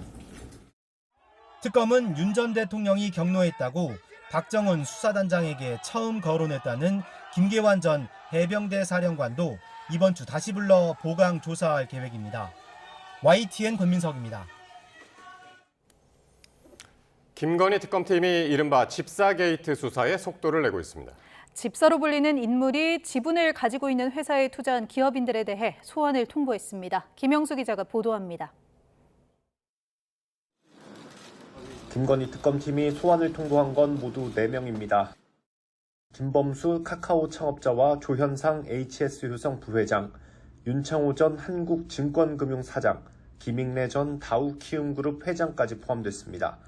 오는 17일 오전 10시까지 나와 조사받으라고 통보했습니다. 다만 아직 소환 일정이 확정된 건 아닌 것으로 전해졌습니다. 특검은 소환 조사 통보에 대해 사건의 실체를 규명하고 증거인멸을 방지하기 위한 거라고 설명했습니다. 기관과 기업 관계자들의 경우 언제든 피의자로 전환될 가능성이 있는 피의자성 참고인으로 전해졌습니다. 집사 게이트는 김건희 여사 집사로 불리는 김모 씨의 지분이 있는 회사에 기업들이 184억 원을 투자했고 결과적으로 김 씨가 40억 원이 넘는 돈을 챙겼다는 의혹입니다. 해외로 출국한 김 씨는 여전히 잠적 상태로 파악됐는데 특검은 김 씨 아내에 대해서도 수사기관에 협조하라고 압박했습니다. 이노베스트 차명 보유에 관련된 것으로 의심되는 김모 씨의 처도 신속히 특검의 소재 및 연락처를 밝히고 출석하여 조사받기를 바랍니다. 수사 대상이 아니라는 이유로 법원에서 기각됐던 압수수색 영장에 대해 특검은 추가 소명 자료를 준비하며 다양한 방법을 고민하고 있다는 기존 답변을 재확인했습니다. YTN 김영수입니다.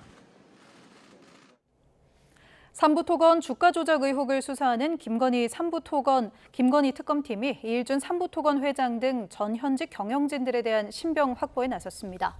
특검팀은 오늘 자본시장법상 사기적 부정거래 등의 혐의로 이 회장과 조성욱 전 회장, 이기훈 삼부토건 부회장 겸 웰바이오텍 회장, 이은근 전 삼부토건 대표 등 4명에 대한 구속영장을 청구했습니다.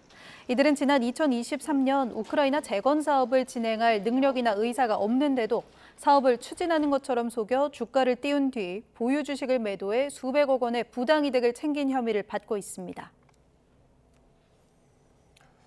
극우 성향 역사교육단체 리박스쿨을 향한 경찰 수사가 윤석열 정부 대통령실로 향하고 있습니다. 늘봄학교 사업 선정 과정에서 교육부를 압박했다는 의혹이 제기됐기 때문인데 당시 대통령실 윗선으로 수사 확대가 불가피해 보입니다. 보도에 부장원 기자입니다. 지난 10일 국회 교육위원회 청문회에서는 극우 성향 교육단체 리박스쿨과 관련한 새로운 의혹이 불거졌습니다.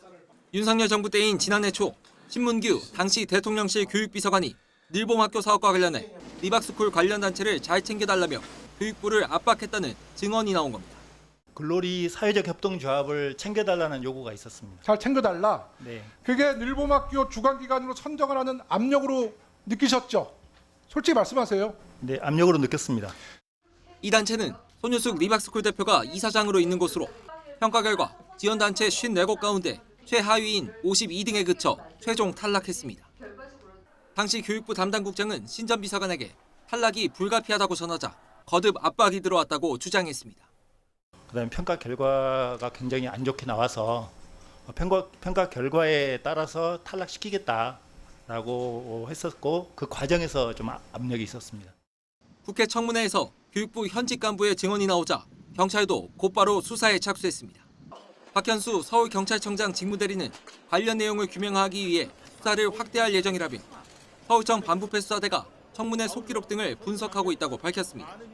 조만간 당사자인 신전비서관을 불러 조사할 것으로 보이는데 이후 당시 대통령실 윗선으로 수사 확대가 불가피해 보입니다. YTN 부장원입니다.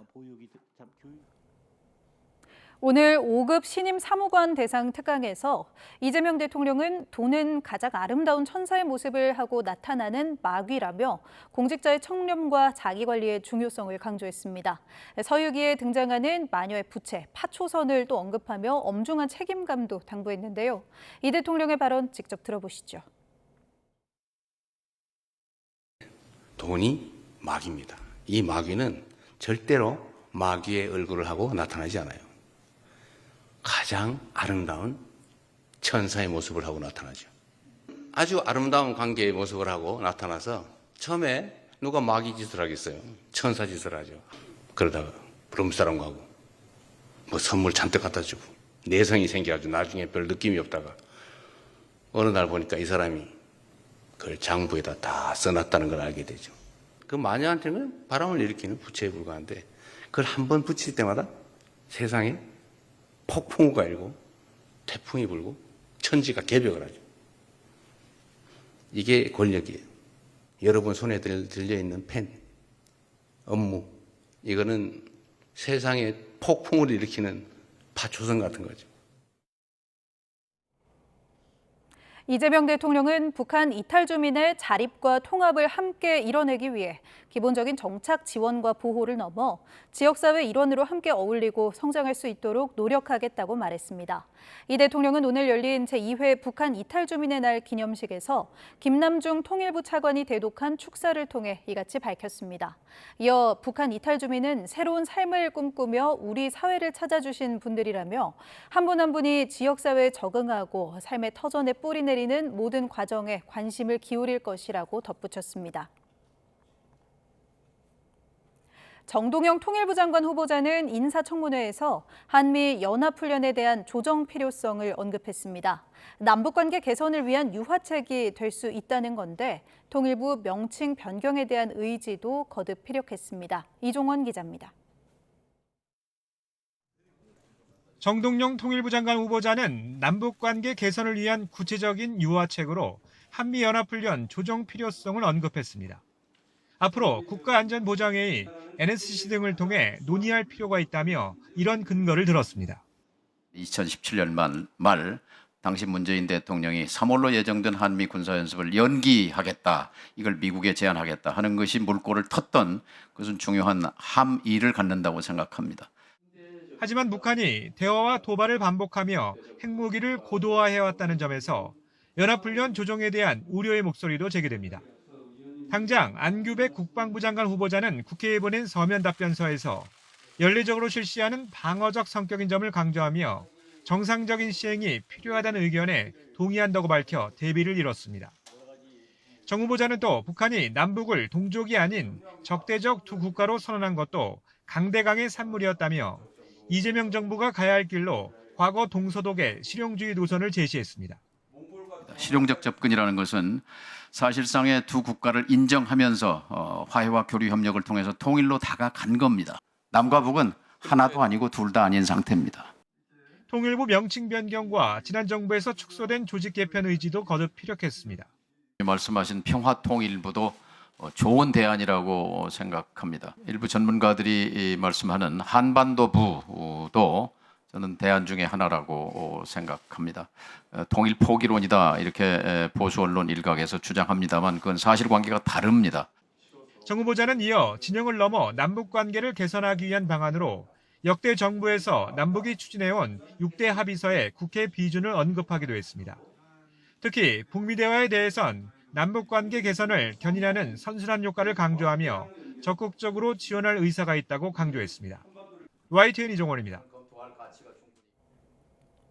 최휘영 문화체육관광부 장관 후보자가 인사청문회 준비를 위해 국립현대미술관 서울관으로 출근했습니다. 최 후보자는 기존 정책을 조금 다른 시각에서 점검하는 동시에 AI 시대에 대비하기 위한 다양한 노력을 하겠다고 강조했습니다. 박순표 기자의 보도입니다. 이재명 정부의 문화체육관광정책의 수장으로 지명된 최희영 후보자는 문화예술계가 이룬 성과에 대해 자부심을 느낀다고 말문을 열었습니다. 한강의 노벨문학상 등 분야와 깊이를 더해가는 한류의 성과와 이에 따른 문화예술인의 노력에 감사를 표한 것으로 해석됩니다. 그러면서도 이런 성과를 확산하기 위해 기존 정책을 조금 다른 시각에서 점검해 보겠다고 말했습니다. 그리고 우리의 문화 저력을 더 크고 단단하게 하기 위해서는 어떤 일들을 해야 하는지 이런 것들에 대해서 지금까지와는 조금은 다른 시각과 관점에서 점검하고 해야 할 일들을 찾고 또 실천할 수 있도록 그렇게 노력을 하도록 하겠습니다. IT와 관광 분야 등에서 오랜 경험을 쌓은 후보자인 만큼 한류를 산업적 측면으로 확대하기 위한 다양한 정책적 대안을 고민하겠다는 의미로 읽힙니다. 현안인 AI 시대에 대한 언급도 빼놓지 않았습니다. 임박한 AI 시대에 대비해서 우리가 문화예술, 체육, 관광 등 제반 분야들이 잘 준비를 하고 있는지도 점검할 수 있도록 그렇게 노력을 하겠습니다. AI 활용에 따른 저작권 문제와 관광 등 문화산업과의 연계 방안 등의 정책의 방점이 찍힐 것으로 보입니다. 최희영 후보자는 언론인 출신의 IT 관광 분야 전문가로 이재명 정부의 K컬처 300조 원 시대를 이끌 적임자로 평가됩니다. 다만 문화예술 체육 분야와는 직접적인 접점이 없어 현안이 많은 해당 분야와 어떤 소통 능력을 보여줄지는 숙제로 남습니다. YTN 박순표입니다. 서울 반포동에 있는 상가 건물에서 불이 나 한 명이 병원으로 이송되고 한 명이 구조됐습니다. 광주 조선대학교 병원에서는 수술실에 불이 나 환자와 의료진이 긴급 대피했습니다. 사건 사고 소식 배민혁 기자입니다.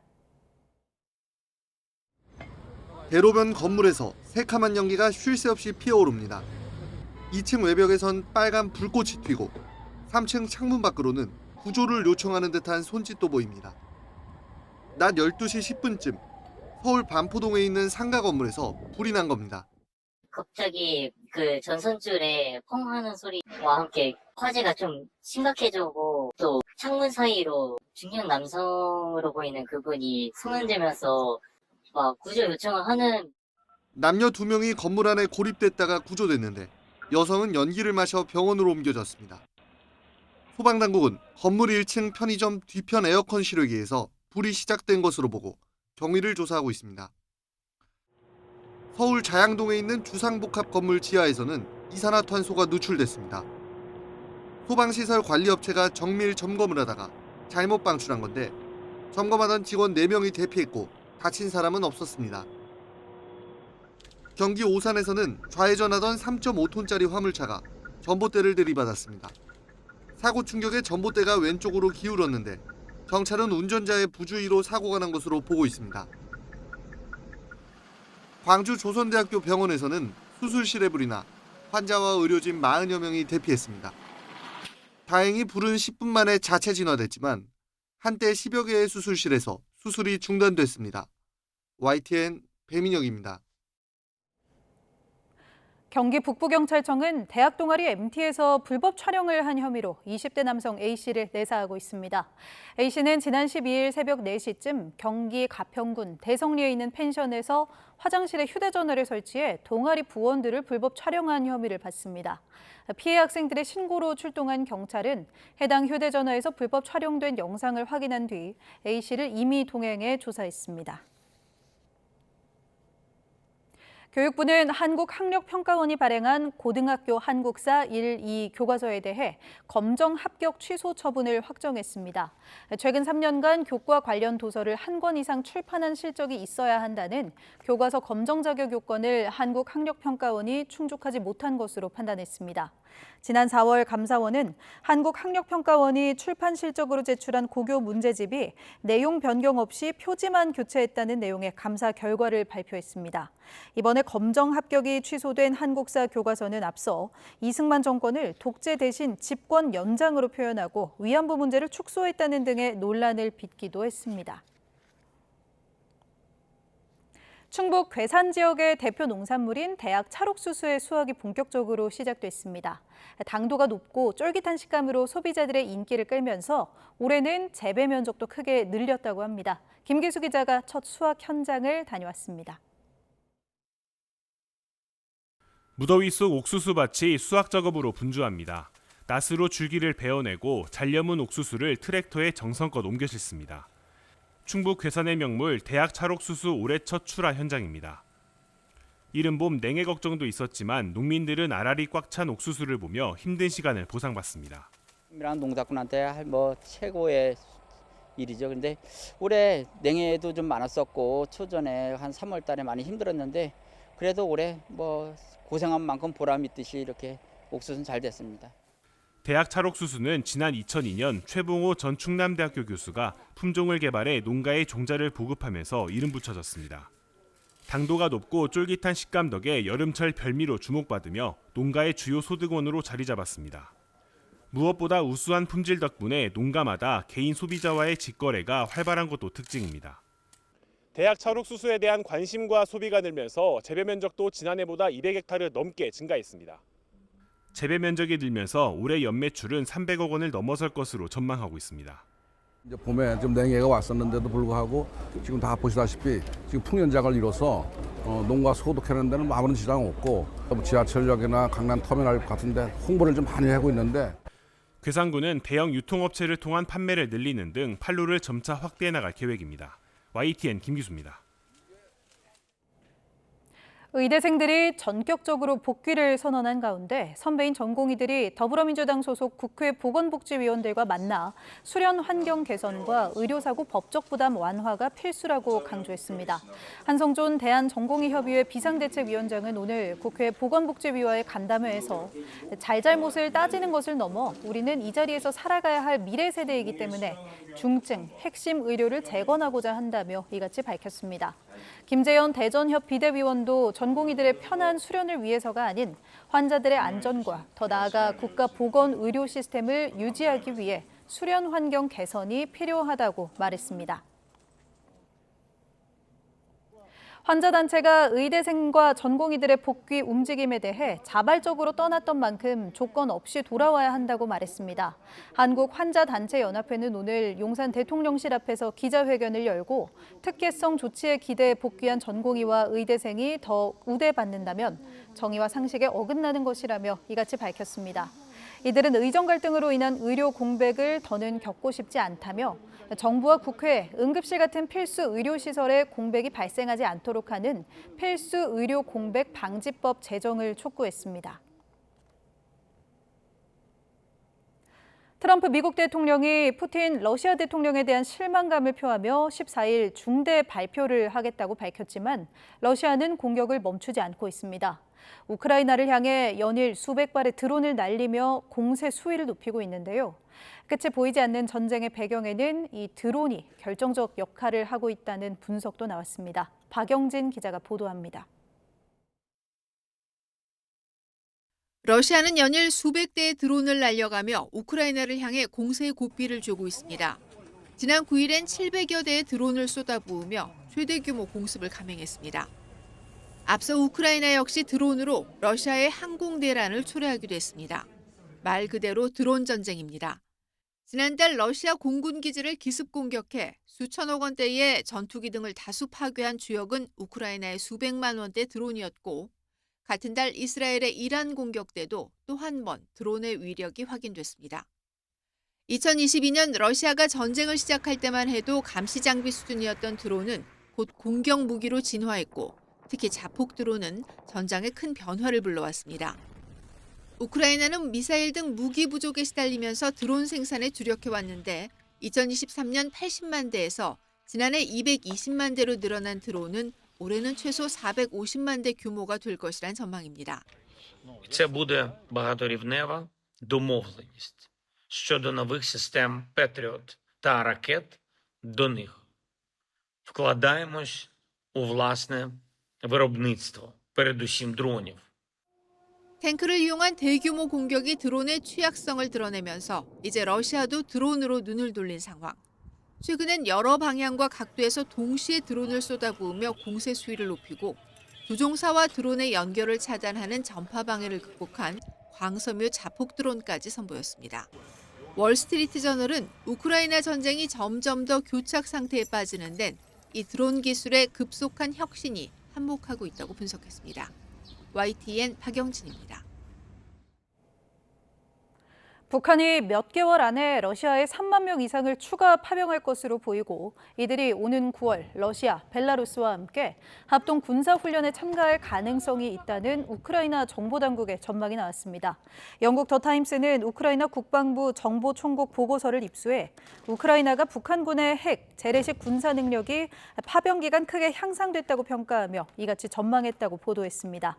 보고서는 추가 파병되는 북한군의 상당수가 오는 9월에 열리는 러시아, 벨라루스 합동 군사훈련 자파드 2025에 참여할 수 있다는 점을 우려했습니다. 중국이 미얀마 군벌과 손잡고 소탕한 보이스피싱 범죄 조직의 주범들이 재판에 넘겨졌습니다. 이를 계기로 이들의 잔혹한 범행이 재차 폭로되면서 중국 여론이 들끓고 있습니다. 베이징 강정규 특파원입니다. 시커먼 방 안에 짐승 우리처럼 보이는 철창이 놓여 있습니다. 곰팡이 핀 벽면엔 누군가 살려달라, 집에 가고 싶다는 절규를 적어놨습니다. 미얀마 북부 보이스피싱 조직 소굴에 마련된 감옥입니다. 취업 알선을 미끼로 속이거나 납치해온 사람들을 가두고 때리고 고문까지 했습니다. 拿棍子、PVC 管、鞭子都有，10个手指的指甲都给我拔了，拿那个钳子嘛，后面就拿菜刀剁了我2个手指头。 결국 범죄에 가담하게 된 이들은 노예 취급을 받았고 여성들은 성매매까지 강요당했습니다. 도망치다 붙잡혀 살해되거나 안매장 시신으로 발견된 중국인만 적어도 6명 이상입니다. 콜센터 41곳에서 벌인 전화 사기는 3만 1000여 건, 범죄 수익은 2조 원이 넘습니다. 도박과 매춘은 물론 마약도 11톤이나 만들어 팔았습니다. 사병 수천 명까지 거느린 두목 일가는 명품 시계와 슈퍼카로 부를 과시하기도 했습니다. 그러나 지난해 미얀마 내전을 틈타 대대적 소탕 작전이 벌어졌고 올해 1월 중국에 압송됐습니다. 如果我们能回到过去，让我们再选择的话呢，过一个普通人的生活。 주범 21명이 재판에 넘겨지면서 재차 폭로된 잔혹한 범행에 중국 여론이 들끓고 있습니다. 베이징에서 YTN 강정규입니다. 정부가 여름철 늘어나는 수요에 맞춰 과일과 닭고기, 고등어와 장어 등 주요 농축수산물에 대한 할인을 대폭 높이기로 했습니다. 정부는 17일부터 다음 달 6일까지 과일과 닭고기 등 주요 농축산물에 대해 최대 40% 할인 지원에 나서며 할인 한도는 주당 10,000원에서 20,000원으로 평소보다 2배 상향됩니다. 한우는 공급량이 평소보다 1.3배 확대되고 감자는 계약 재배 면적을 1,000톤 늘리고 배추는 정부 가용 물량이 전년 대비 2배 이상 확대됩니다. 수산물은 이달 28일부터 다음 달 21일까지 고등어와 오징어 등 대중성 어종 6종과 여름철 보양식으로 즐겨 먹는 전복과 장어 등에 대해 최대 50% 할인 행사가 진행됩니다.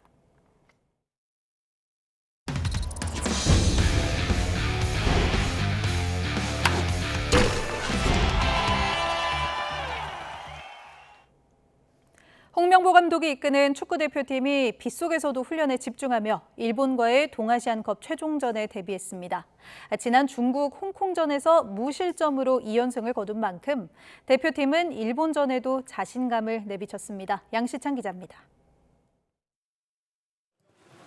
구준비가 내리지만 훈련장은 열기가 넘칩니다. 선수들은 밝은 표정으로 훈련에 열심을 냅니다. 홍명보호가 일본과의 동아시안컵 최종전을 앞두고 마지막 담금질에 나섰습니다. 비록 상대적으로 약체로 분류된 팀이지만 축구대표팀은 중국, 홍콩에 2연승을 거두면서 자신감을 수확했습니다. 3백 대형으로 선발 명단을 꾸린 첫 시도에 무실점 경기를 선보였다는 점도 긍정적인 대목입니다. 이번 대회를 치르면서 자신감도 더 생겼고 그리고 저희가 전술적으로도 3백으로 변화가 있었지만 그걸 충분히 잘 수행을 해왔기 때문에 더 자신감 있는 상태로 내일 경기장에 나갈 것 같습니다. 다양한 선수들을 기용하며 옥석 가리기에 나선 홍명보 감독은 일본과의 3차전에 최고의 기량을 선보인 선수들로 선발 명단을 꾸릴 계획입니다. 홍 감독은 이번 대회를 통해 내년 월드컵 무대에서도 통할 잠재력을 가진 선수들을 발견했다고 강조했습니다. 이 선수들은 1년 후에 충분히 월드컵 대한민국 대표 선수로서 출전할 수 있는 가능성도 저희 코칭스텝에서 많이 확인이 됐어요. 그래서 굉장히 좋은 시간이었고 의미 있는 시간이었다는. 일본과의 통산 상대 전적은 우리가 앞섰지만 최근 10경기 전적은 3승 3무 4패로 열세입니다. 특히 지난 2021년 평가전과 2022년 동아시안컵에서 연이어 0대3으로 패해 서륙이 필요한 상황입니다. 홍명보호가 일본전 2연패를 끊고 동아시안컵 우승컵을 들어올릴 수 있을지 축구 팬들의 시선이 용인 미르 스타디움을 향해 있습니다. YTN 양시창입니다. 프로야구 키움이 홍원기 감독과 고형욱 단장, 김창현 수석 코치를 동시에 경질했습니다. 키움은 대신 설종진 퓨처스팀 감독을 1군 감독 대행에 임명하고 새 단장에는 허승필 운영팀장을 선임했습니다.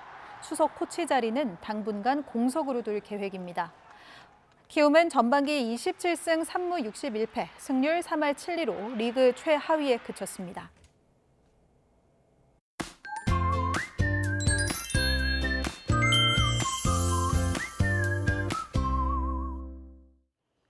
당분간 집중호우에 대비가 필요하겠습니다. 내일도 전국 대부분 지역에 비가 내리겠는데요.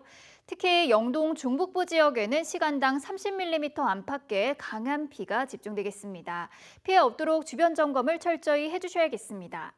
비가 내리며 심한 더위는 주춤하겠지만 습도가 높아서 후텁지근하겠는데요. 내일 서울 낮 기온은 28도로 오늘과 비슷하겠습니다. 내일 밤까지 영동 북부에는 최고 100mm의 호우가 쏟아지겠고요. 서울 등 그 밖의 지역에는 10에서 많게는 60mm의 소낙성 비가 내리겠습니다. 내일 아침 기온 살펴보겠습니다. 서울이 21도, 대전과 대구도 21도로 출발하겠습니다. 낮 기온은 대부분 30도 아래에 머물겠는데요. 서울이 28도, 대전 27도, 강릉은 29도로 예상되고 있습니다. 이번 주는 비 소식이 잦겠고 주 중반 중부지방에는 또 한 차례 국지성 호우가 쏟아질 전망입니다. 지금까지 날씨 정보였습니다. 월요일 뉴스나이트 마칩니다. 시청해주신 여러분 고맙습니다.